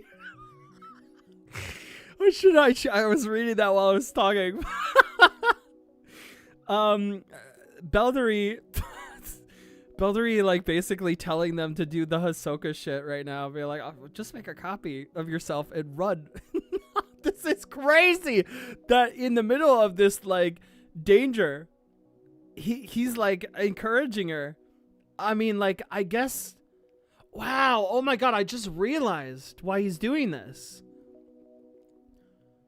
He's trying to do the thing that he didn't do with Keyfree.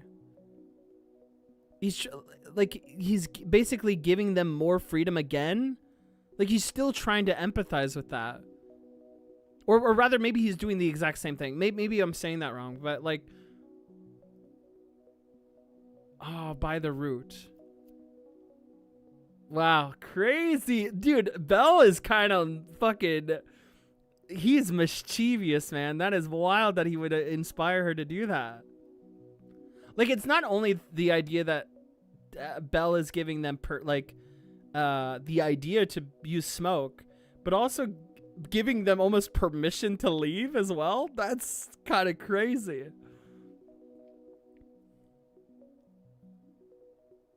This isn't Google. Shut the hell up, chill. Wow. This way. Oh, the this way thing. Oh. You know what? Yeah, you are right. It's like the grandpa thing. It's just like, yeah, I'll give you extra candy. Yes. Yeah. Oh, Papa wouldn't do that. Chat, she hates me so much. That's not true. That's not true. It's just really funny. I'm just kidding. Master Keyfree. Coco, I thought I made myself clear.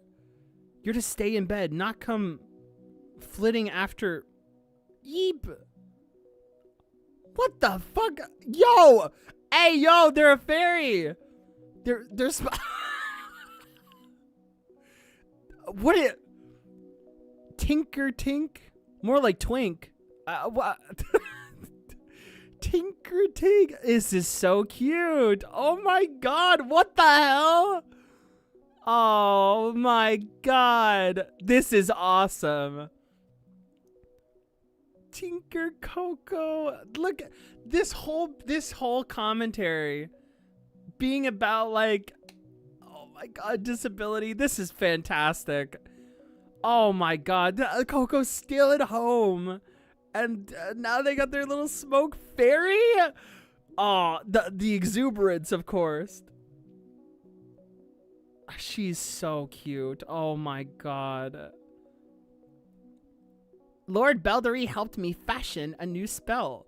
I've got my own smoke sculpture now. Look how proud she is of it.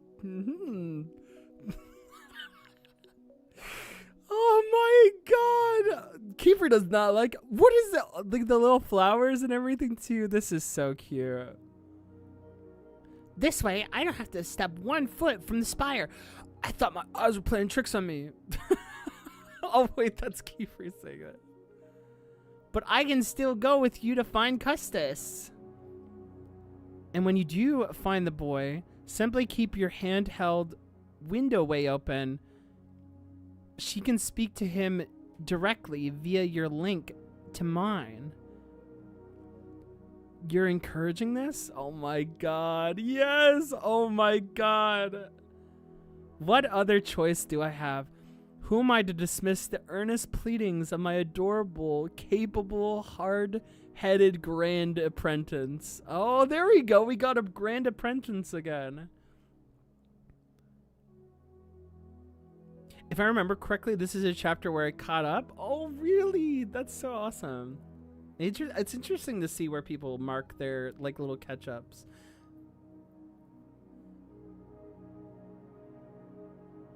A fairy sculpture. Oh, yeah, of course, yeah. I mean, come on. This is so cute. Besides, it was the perfect opportunity to try out an idea I've had for my own little bell form. A few extra signs and presto, a pair of soft, sparkly sprite wings for our dear Coco. Why?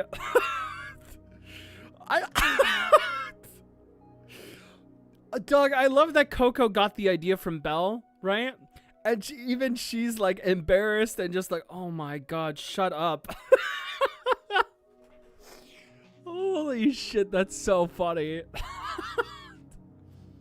It's so cute, I can't bear it. I simply must have a pair too. Focus, Beldery! Oh my god, that's so funny. The design is so cute. Kiefer was like, I know my eye is slowly failing. Oh, this can't be real. Don't you see, though, Master? This is Lord Beldery's answer, a solution to a problem he once faced. This is exactly it. This is Belle, you know, trying to be there for their apprentice again when he couldn't before. The smoke sculpture, you know, the thing to assist. Wow. When a witch encounters a problem, she thinks it through and fashions a solution.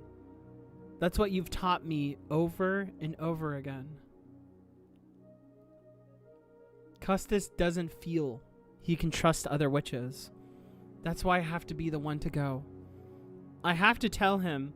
I have to show him what you showed me back then on that fateful day. Oh, stop! Oh my god, please. My master's gaze, glimmering in morning light, pierced through the darkness of my despair. That was the...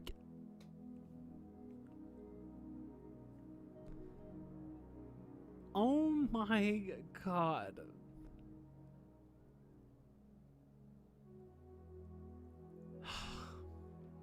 To see the reverse shot, the shot reversed, where like we saw Kiefer in the anime even look into Coco's face and say that, like, you know, you were a witch, but to see Coco's perspective of Kiefer being that light, oh my god, they're like both each other's lights in this moment. Look at that.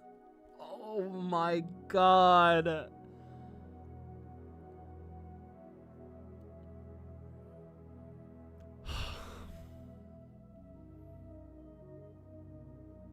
Yeah, we have like a tiny bit of Keyfree Beldery bonding despite their distance, right?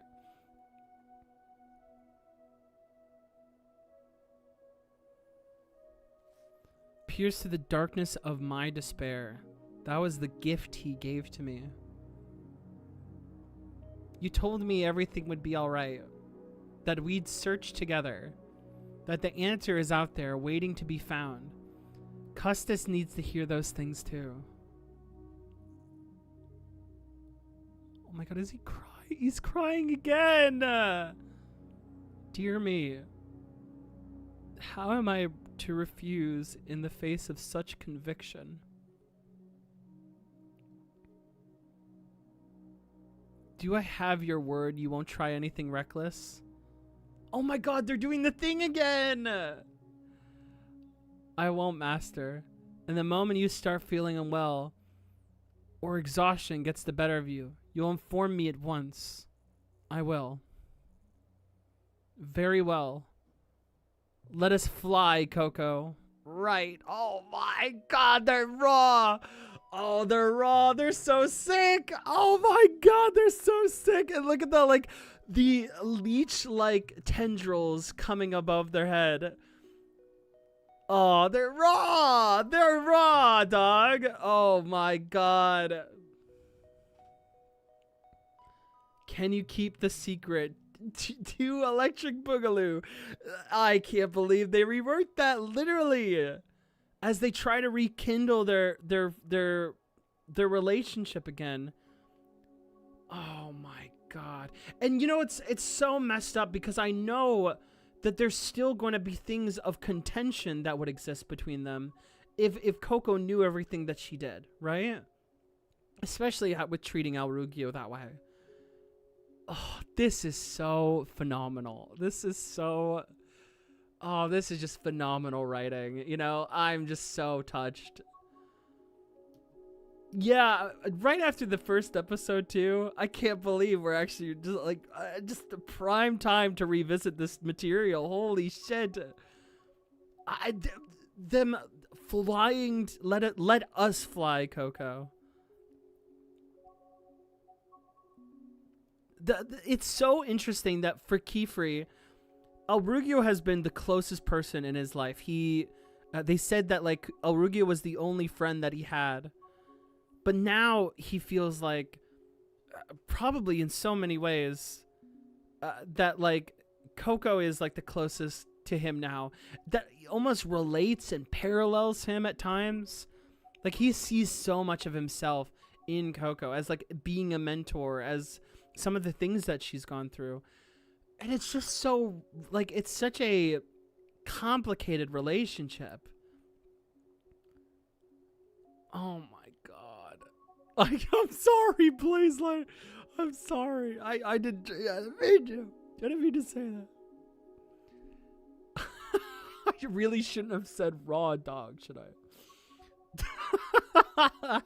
I don't know, it's raw. Okay. Anyway, yeah, this is fantastic. Just after the scene that they had prior, that Coco is taking on another aspect that would maybe get him close, like that would get closer, Keyfree closer to her. You know, the smoke sculpture. You know, the play on like the disability commentary. Oh my god, it's just fantastic, you know? It's fantastic. This story is so fucking special, you know? This story is so special, and like it's such a story and filled with so much hope. Like, you know, is that corny to say, guys? Because like there's so many stories that involve like hope and like what it is that you do, but I feel like genuinely, I feel like Witch Hat is like one of the most intimate about this in its exploration of just like possibility, imagination, is, and how that's infused in the themes is just so good, you know? It's super hope-pilled. This is one of the most hope-pilled things I could possibly experience, quite frankly. And it owns it in the best possible way. There's never a point where I feel cheated or propagated to so overtly. Everything is like trying to, sell a message to me. But like Witch Hat really is just so natural, and just so, I think it's just something to do with the pacing, the slow cook pacing of Shirahama's work. It's just fantastic. Oh man, this is so good, God, let us fly. Oh, what a word. Man, 69 was really great. 69 was awesome. Now we're on chapter 70. Oh my God, I can't believe we're on chapter 70 now. Oh, okay.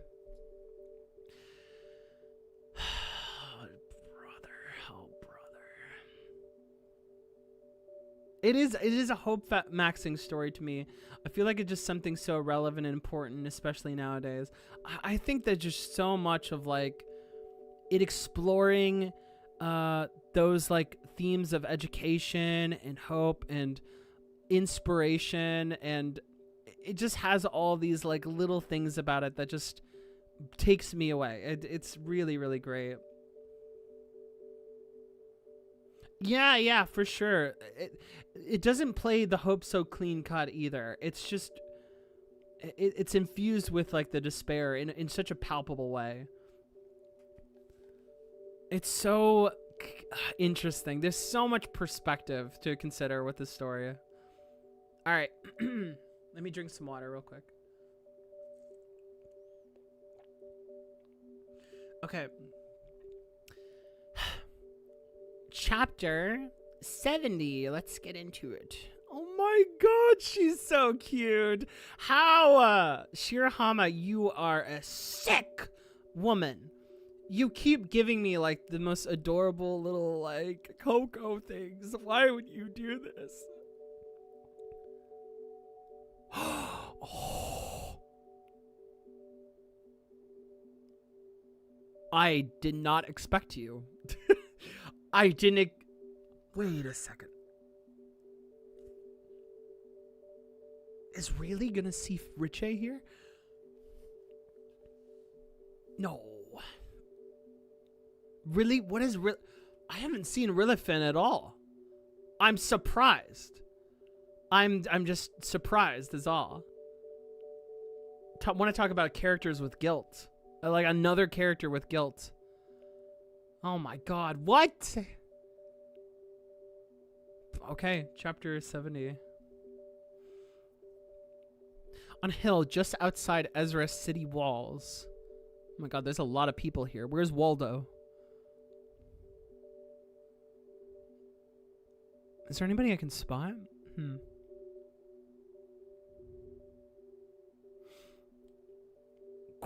Queen Zayamaya. Prince Elio.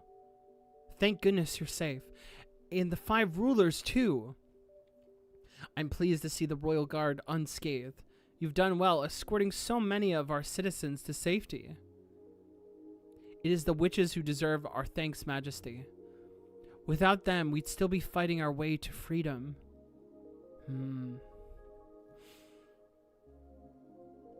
You must be weary. We prepared basic accommodations this way. Have you sent messengers to the nearby villages? Okay, just taking more risk factors here, right? Our swiftest riders. Oh, there's Rilifin. And Elio sees them?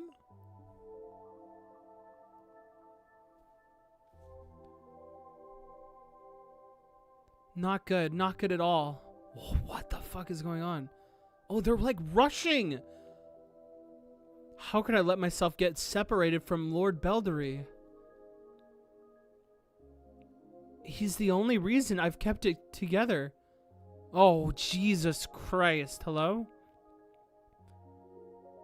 I would have never braved Silver Eve if I thought it might be away from his side. Oh my God.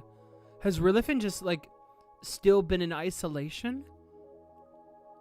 Oh my god, I now I'm thinking about this whole thing with Beldery, right? Of them down in the closed off city.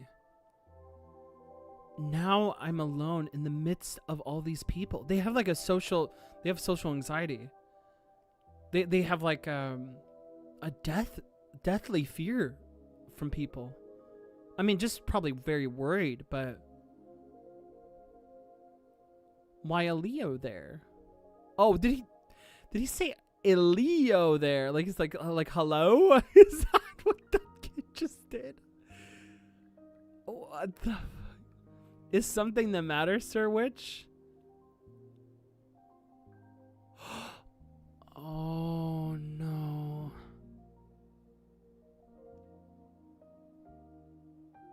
Oh no. Oh, them that did not feel good. That that did not feel good. Oh my god.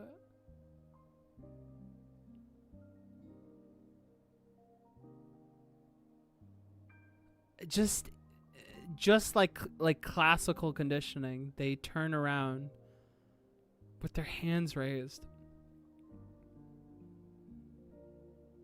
The scars, dog. Oh, so awkward. Look at like this little exchange now. Like, I'm sorry, is there someone you're avoiding? If your predicament is one you cannot share, or if you're worried your voice might carry into the clearing, I will not press for an explanation.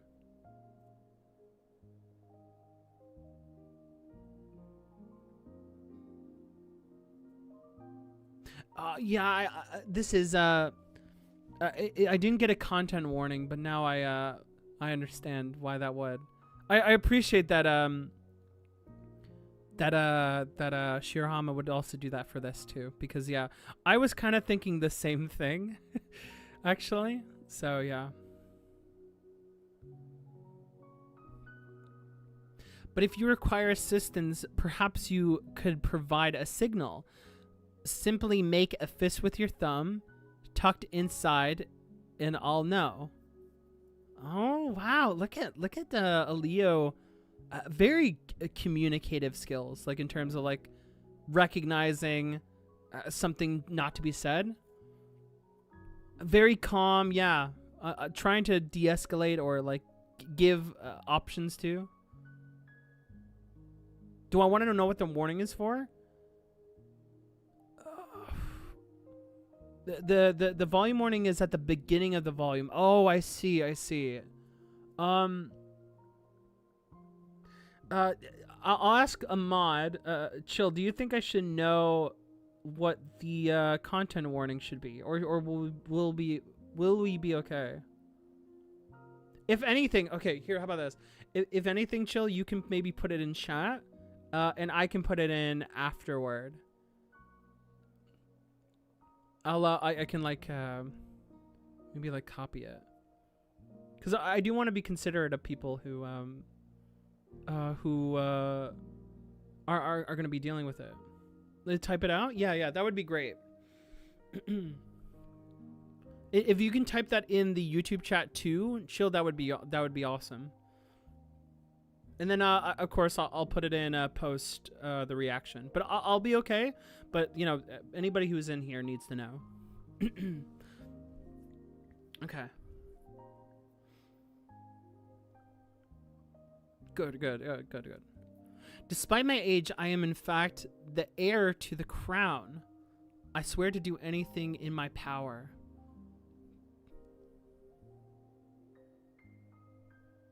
That won't be necessary.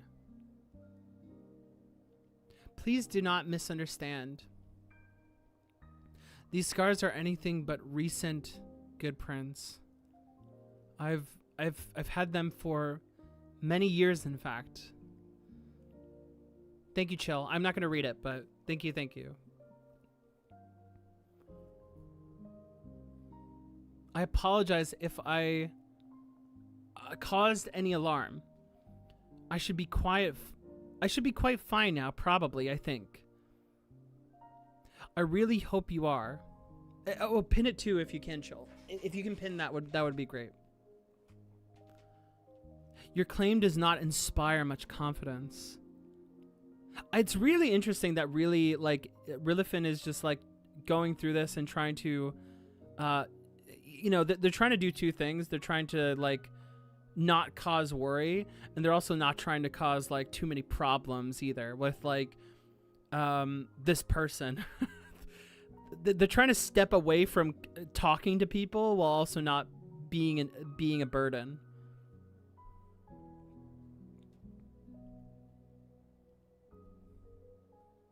The truth is, I'm simply frightened. I do not wish to be out there surrounded by people, feeling their piercing eyes as they loom over me. Oh, that's just so similar to Yuini. Oh, God, man. Look at his face. Just this, like, scumbag. It sounds really silly when I say it out loud. In a situation like this, it would be normal to want to stick together, finding comfort and safety in the presence of friends and strangers alike. Look at this illustration, too. And look, the self-awareness, like, I'm supposed to find comfort, but I don't. It's normal finding comfort. I, on the other hand, do not dwell with crowds. Do not deal with crowds. I find it easier to relax in quiet places, far removed from anyone's sight.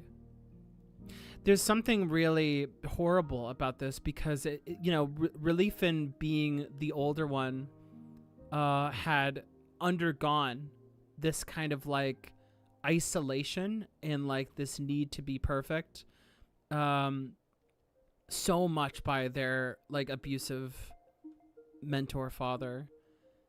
And you know, just this person, the way that they spoke was not just against, like, the order or whatever, but, like, about how they were just, like, a burden on society. Oh, can you not pin? Oh, here, I can probably pin for you then. I can probably find it. But that is just, like, really yeah, just disturbing, you know? And just sad. It reminds me so much of Yuini. God. I wonder if Richie saw a little of really in Yuini when deciding to help him. Yeah. Oh my God, yeah. I was thinking about how Richie was thinking about herself. But she was 100% thinking of really as well. I think I maybe undersold how integral that is. That, like, that she was seeing that kind of same feelings probably mirrored specifically in really as well. Oh, Jesus Christ. Oh, that's so sad.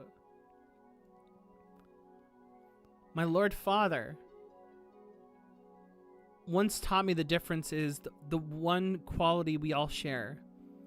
Different hearts hold different feelings, and different minds choose different actions. Yeah, exactly. Yep. I was about to kind of spout upon, like, how every kind of circumstance, every person is very different. The reactions can be so similar, but the outcome can be so devastating, you know? And that is the way things are meant to be. He also said that no two of us experience suffering, be it in our body, our soul, in quite the same way. Oh my God. Wow, this kid's kind of whimsying right now. Elio comforting Rilifin with the teachings of his father, showing how Dean is like a person with good morals, also showing how much Elio respects. Yeah. There's you can tell that, like, they have a really great relationship, based off of how they've supported one another, you know.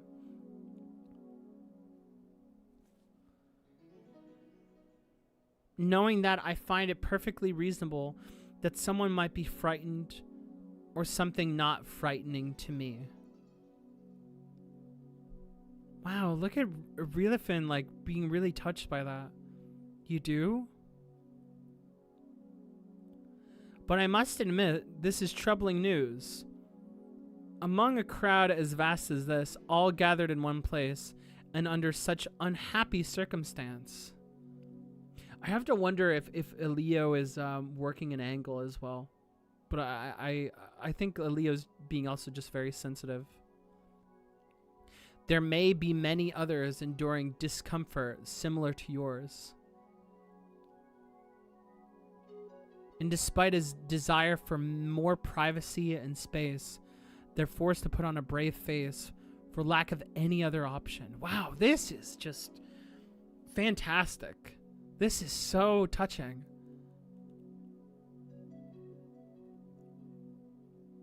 Such a sensitivity towards not just one person, but like I like that Shirahama wants you to imagine others. Like it's such like a simple thing, but it's such a beautifully empathetic framework to be like, you know, hold on, you may look at really here, but don't discourage that this is alone, you know?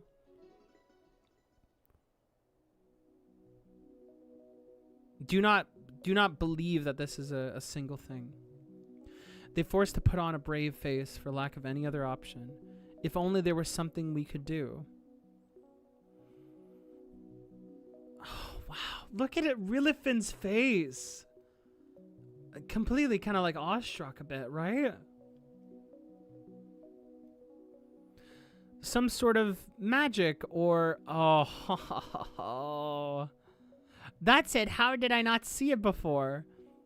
Might I ask you if you're acquainted with a witch by the name of Tatia? Tatia? Well, if I'm not mistaken... These little drawings of Tatia... the incomplete face... This is what really recognizes the hair, the mouth... That's so fucking funny. The details don't matter, but you can remember the important bits. I mean, like, I recognize Tatia. Tatia looks like a mouse in this. Oh, this is so funny. Yeah, exactly. I mean, Leo does not seem like a sinister, like, selfish, like, you know, person. They come off as like, you know, their father, who very much has like a broad social justice in their mind, you know. Yeah, definitely can lose sight at times, for sure. This is dangerous in a way, obvious, but we know Aaliyah wants to use magic. Yeah, exactly. That's exactly what I was thinking. I was thinking about the angle. Little creature. She is like a little gremlin. She's an apprentice at the same atelier as my younger sister, but I haven't met her myself. Is that so? Then perhaps you know where I could find her. Do you have a spell that could seek her out? Well, I suppose I might, but hang on, you're not suggesting we both go looking, are you? Oh no. Oh no, he's so worried. Is that a problem?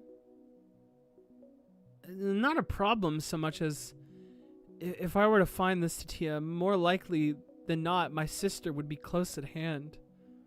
Oh, he's traumatized.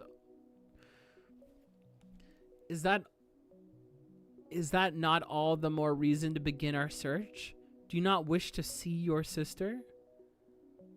I would like to see her again, but I don't know that I deserve to. Oh, God.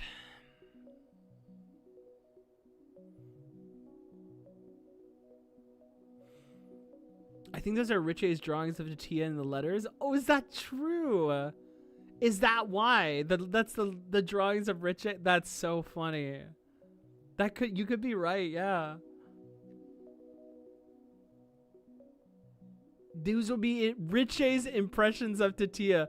That's so fucking funny. That's hilarious.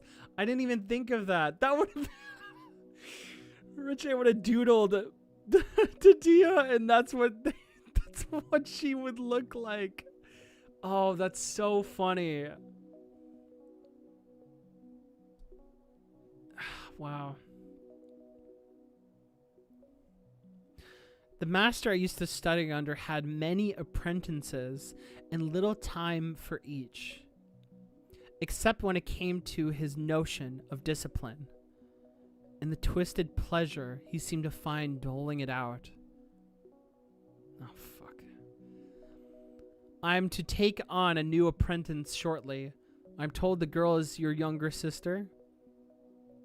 These are certain things, you know. There are certain things, you know, that we wouldn't want her on or your parents to hear of. Wow. Jesus Christ. Hold your tongue and I'll see it to you receive 2 lashes per offense instead of the customary 10. What a...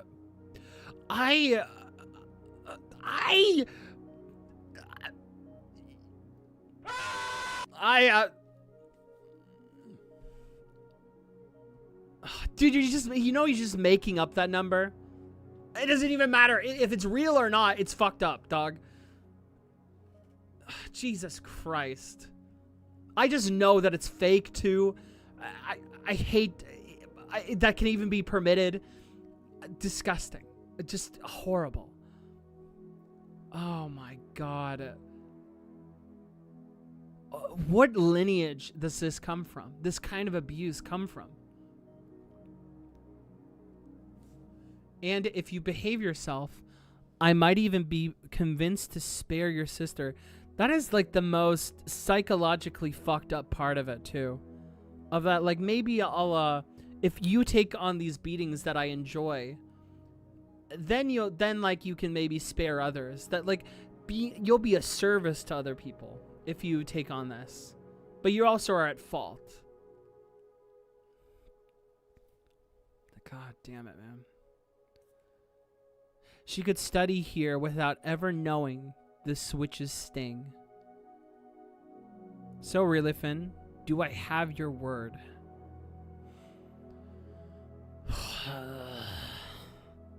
I feared the pain. I feared my master. Wow, look at their body is just ribbon. Oh, doing the ribbon motif. Oh my God.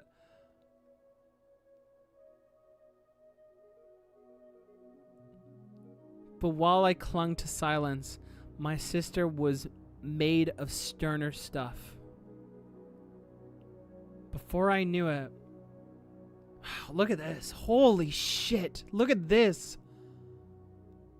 Before I knew it, she delivered us all from that awful man's grip.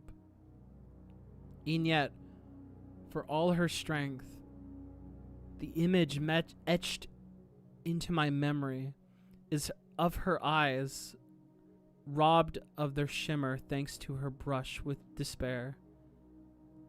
Oh my God. The wording. It's all my fault.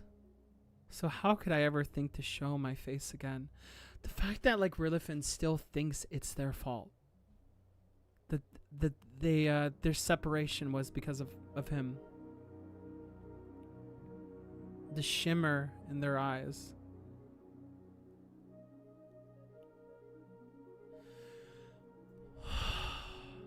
This makes that look that really Rilifin gave to Richa even just more heartbreaking, and a part of a small part of her backstory. It just makes it so much more hurtful.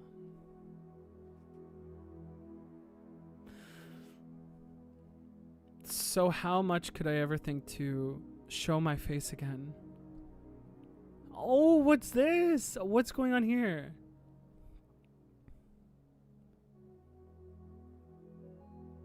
What is this light? Daddy, look, it's Mommy. There you are. Oh, thank the stars. If it weren't for this bangle, I don't know how I could ever have found you. The bangle. That spell, it's... Oh, no. Oh my god, no, no, no. Rilifin recognizes. No. Well, I can see the issue is complicated. If you're certain you'd rather not accompany, I will not insist. If we could just have a suggestion of where I might begin. No. No need for that. Oh my god. The fact that, like, he's changing his mind.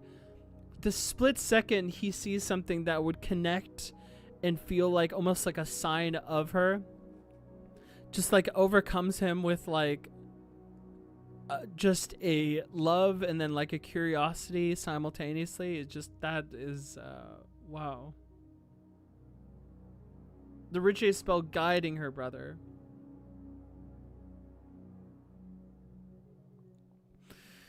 Oh my god.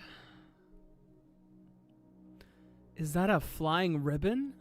Look at his look. Oh, look at him clutch it. Is that a ribbon? A spell that sparkles like crystal and shines like the stars.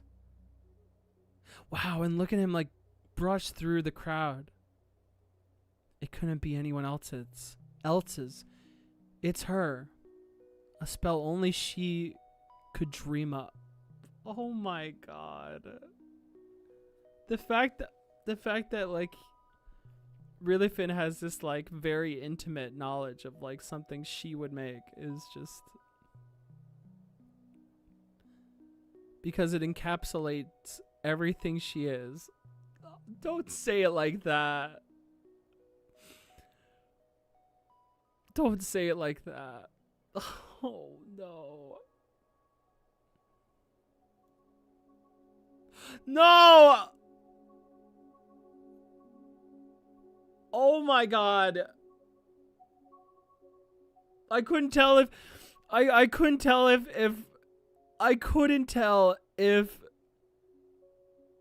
Rilifin was just like imagining this or not. I genuinely couldn't tell because it's so dreamlike, like the shading and everything. I was like, wow, this is like a some thing, like it's like maybe just that's what he's imagining. But then she comes into like the reality there, and then they enter it together. Look at the shading and the light. Oh my god, Richie! Oh no, no, no! Oh, what really is the name of her brother, right? No way! Oh my god. I didn't even know she had a brother. Hey there, Tatia.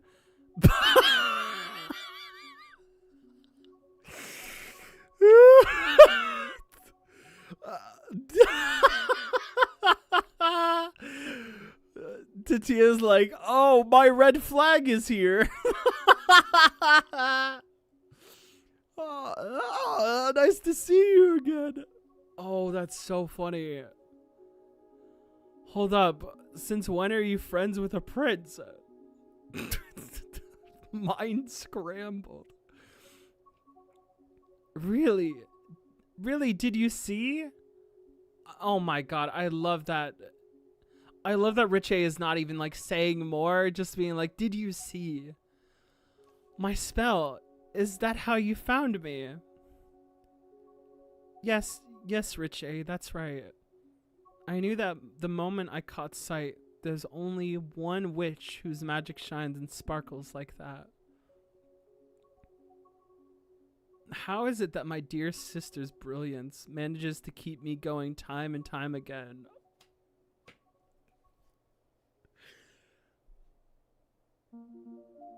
Oh no. No.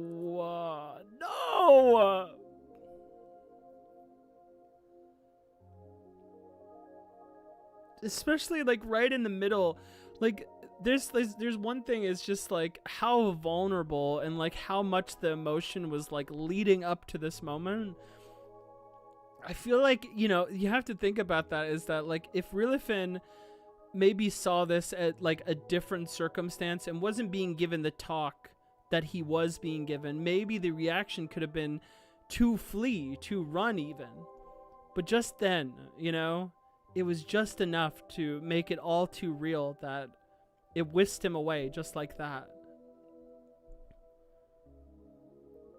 Manages to keep me going time and time again. Oh no, look at Richie's face.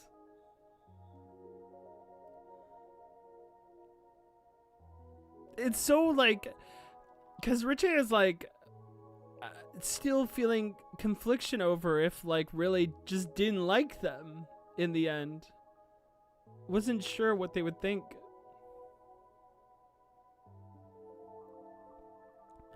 There it is, the crystalline shimmer in her eyes from days past. She is strong. She moved on long ago. Now that's a brother to do. Now what's a brother to do but find his own courage? When he sees his younger sister clearly working so hard. Wow, just the night sky there with them. Prince Leo, shall we? Yes, of course. Come, Lady Witch of the Dawn's first light, we have matters to attend to. We do? Oh, Tatia, my go. Your Majesty, Zayamaya. O rulers of the Fifth in Lagra the Wise, before you kneels Rilifin, apprentice to Beldary, the witch's wise in teachings.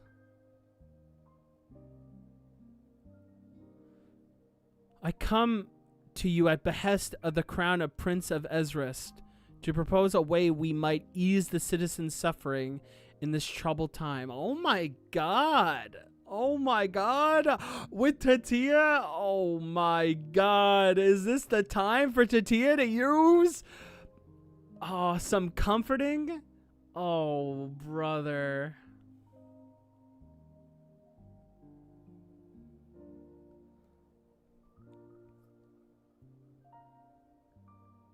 This is what I was scared about with the prince. Rilifin here is offering his magic to the prince.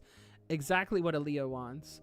Elio is aiming for Tatia, but Rilifin might give him the magic he desires without even noticing it. And if Tatia trusts Rilifin, then she might get swept up too. I'm not sure about that. I feel like Tatia might be a bit more on guard because Tatia doesn't really know Rilifin like that. But it's very interesting. Yeah, okay. Thank you. Thank you, Kat. It's been great. We're going to read this and then we'll probably call it. We'll see. Bye. Take care. Thank you so much. Oh, wow. Look at this, like, campsite. Oh, thank goodness. She stopped crying at last. Oh, my God. Look at that. Oh, they all have, like, their comforting things. This is crazy cool. I didn't know how I was going to nurse her in such a crowd. Just having their moments to themselves. This is so much nicer. What a difference one thin layer makes. Can you feel it? The moods are lifting. The tension's beginning to dissipate. A testament to the great difference the Santen staff makes for so many. Fear and unease, if left unbe, have a tendency to give way to violence and oppression. Okay. Particularly in times of crisis. Your swift work kept that danger at bay. I'm awed by how quickly you fashioned your contraptions and provided us with this bare minimum of privacy. We owe you a great thanks, young witch. Oh my god. She's so cute. Look at them. Oh my god, look at them. They're setting up. Oh. Oh, that's so awesome. Please, you honor me too much. This was Prince Alio's idea. The spell itself was created by Tatia, and it is your majesty who spurred the people to action. Perhaps, but my dear son would have never been so inspired if you hadn't been willing to confide in him. It is up to each of us to speak up, share our stories, and speak awareness for the hardships we know. To my mind, it is those actions, before all others, that deserve praise and recognition. Oh my god, look at her! She's so awesome. Oh, she's so awesome. Oh my god, look at that! Oh my god. Look at them holding on. Oh my god, please. You got that right. Really is amazing. I've got the best big brother. Shut the fuck up. Shut the fuck up. You're so fucking pissing me off.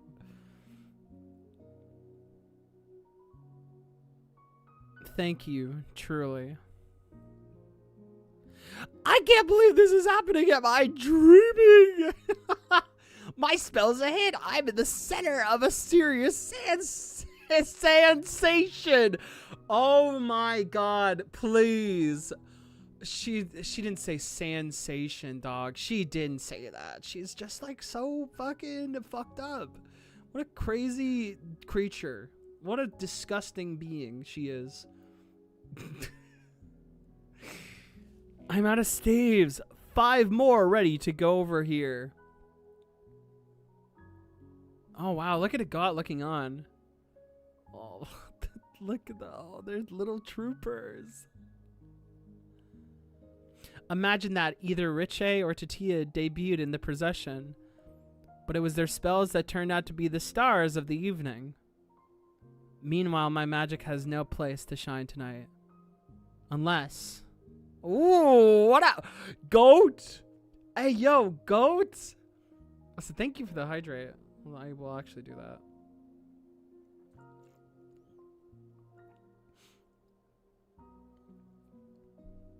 Yo, goat?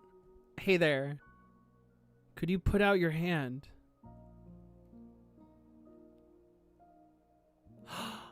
Oh my god! Oh my god! The return of a goat! Oh my god, giving that to the kid. Wow. Like it? It's yours. It'll only go for one night, but it can keep you company until this is all over. Oh, then they leave. They don't know how to face that longer. It's odd. But somehow, all those spells without any practical use don't seem so pointless after all. Oh my god! Goat! Oh, goat! Oh my god, that's... Woo! Oh shit. Okay, sorry, I didn't even realize that there was a bear behind her. I was so distracted by character development. Madame Adina, we're ready to open the windowway to the Tower of Tomes at any time. Have you found another spell you'd wish to stay and observe? No, it's nothing like that.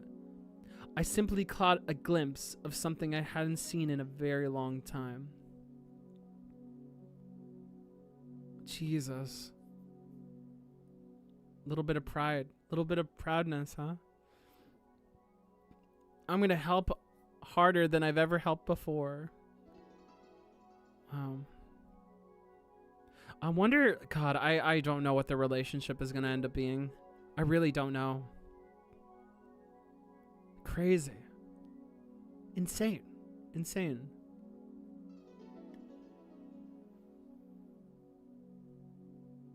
I don't know. The mom, the library, the people in power. I'm so fascinated where that's all gonna lead. Especially given just how the system runs, you know? God damn. The awesome lesbian and the intimidating horse behind her.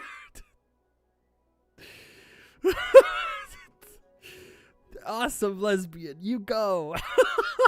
The awesome lesbian. I can't believe they repurposed that glowing material again. That was so awesome. And I love that, like, it's the little lesson that I kind of gave to Coco already.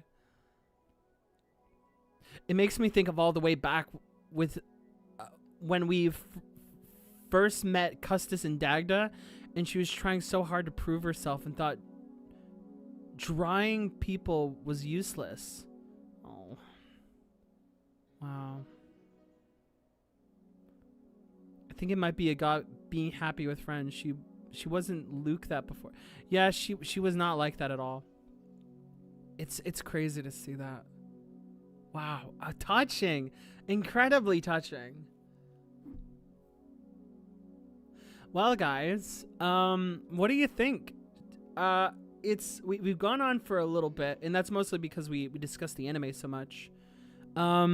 If chill is here, is this a good stopping point? Should we stop here? It feels like a good stopping point, but if there's like, you know, if you're telling me that there's like one more that like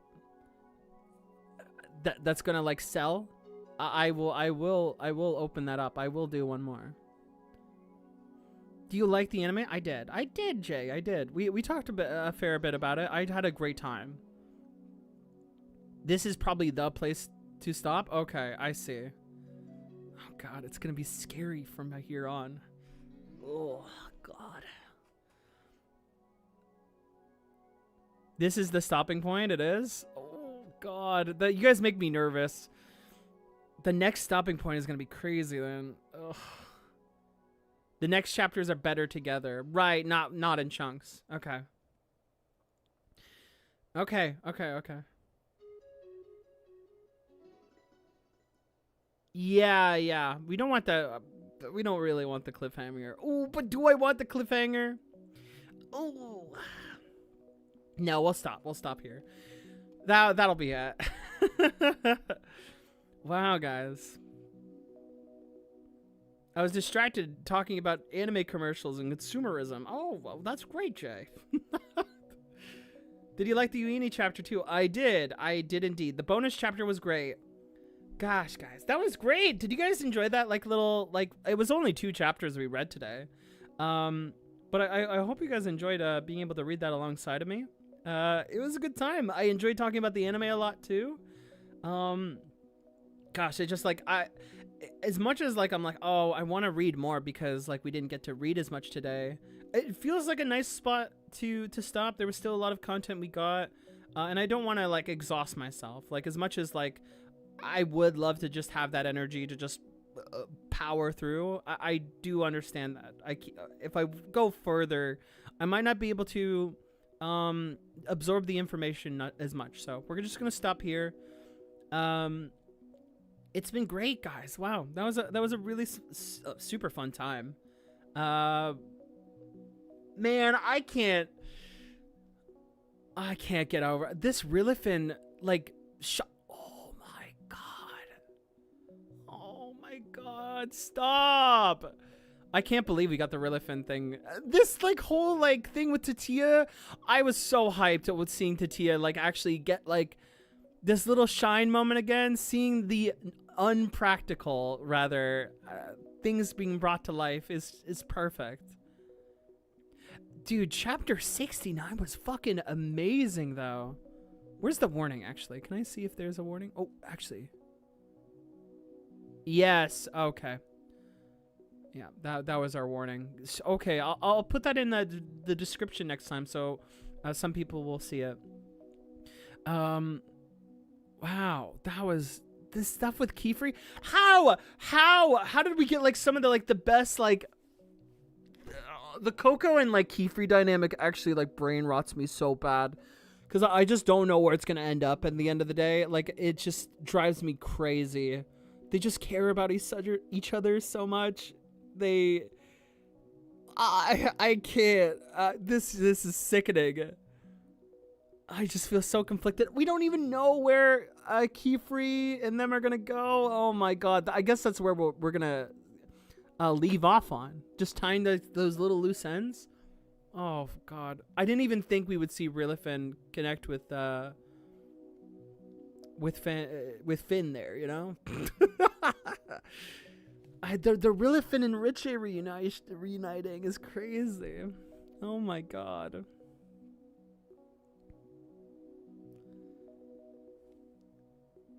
When was the last time we had like a Witch Hat stream that was mostly wholesome? It was like predominantly wholesome. It was crazy wholesome. I honestly feel unwell because it was so wholesome. I don't feel right. And also, like, it doesn't help that even for a Leo and the dynamics at large, we had the gay sex. That was really cool. I'm glad that we got that. There's just like a lot of confliction that I have towards this world, this society. Even like when Dean's like wife was talking for a moment, I was like, oh, you know, like I don't even agree with everything. Man, there's just so much to this story. I have no idea where it's gonna go. Also, oh man, I don't know. This story is gonna be so long. This is such a long story. I have no idea how much more time we have. It's just crazy how much room there is to grow. Yeah, for sure. A much necessary break, for no doubt about it. Yeah, it has like some of the biggest tension, but it has like such a great balance of like wholesome and just sentimental and meaningful. It just really great contrast between the two.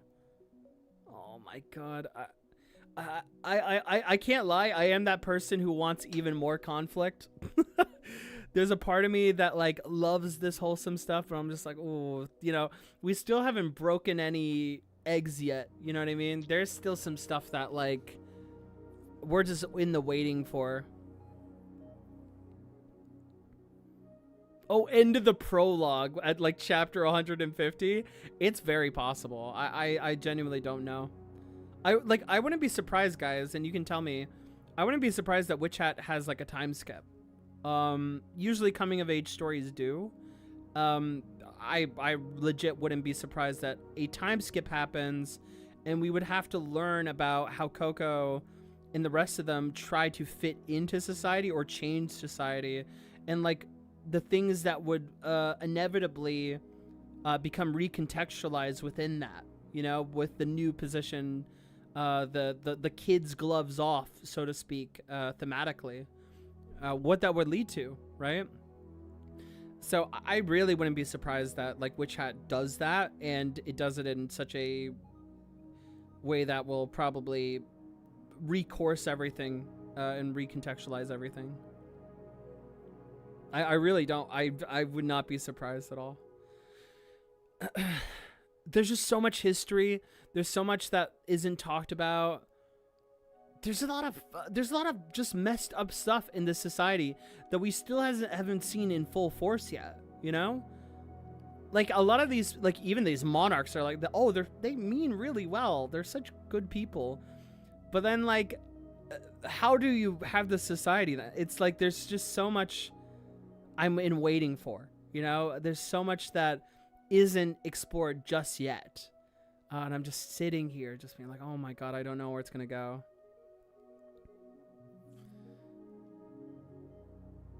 Making the mother of omelets. Yeah, I don't know. I'm very much looking forward to like where Witch Hat goes. I'm catching up, and honestly, whatever I'm saying right now, maybe there already is a time skip for all I know. Obviously, don't tell me that, but that would be the worst thing you could spoil me on. But I am very, very curious, super curious where it could go from here. It's so cute. Oh my God, this is fucked up. All right, yeah, I don't know. I don't know, guys. But that was a great stretch, right? Did you guys mess with it? Was that good? I thought that was awesome. I thought that was very, very good. I thought that was super fun to talk about. You're like up to chapter 81. Curious of things as well. True, Jay. Trying to time skip to Monday for episode 3. Oh, true. We'll talk about episode 3 probably next stream as well. I'm sure I'll have a lot of to say about it as I did this time. Oh gosh, does that mean it's gonna be harder to? Oh no. We'll see. We'll talk about it if there's something to mention. It might not go as long as it did this time, but we'll find out. 84? 84, so I'm like 11 behind? Right. It's something like that. Never-ending curiosity. Some of your favorite chapters? Nice. I'm glad to hear that, Blaze.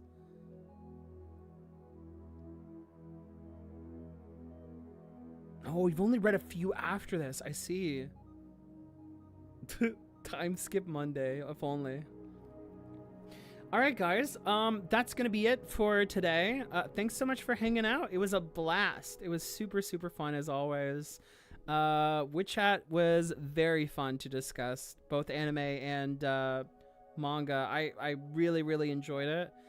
If you are curious, we will be back again Wednesday around the same time. 1:30 to 2 p.m. EST, and then discuss whatever Witch Hat related thing happens. More reading. Join the Discord if you want to see any like schedule updates. That will happen, and I'll be back again in the week for just regular stuff for not Witch Hat. And the poll will about the next manga, if people are interested in what I read, will be up soon as well. I think I talked about that last week. Still have an idea. Might be Land of the Lustrous, Hoseki no Kuni.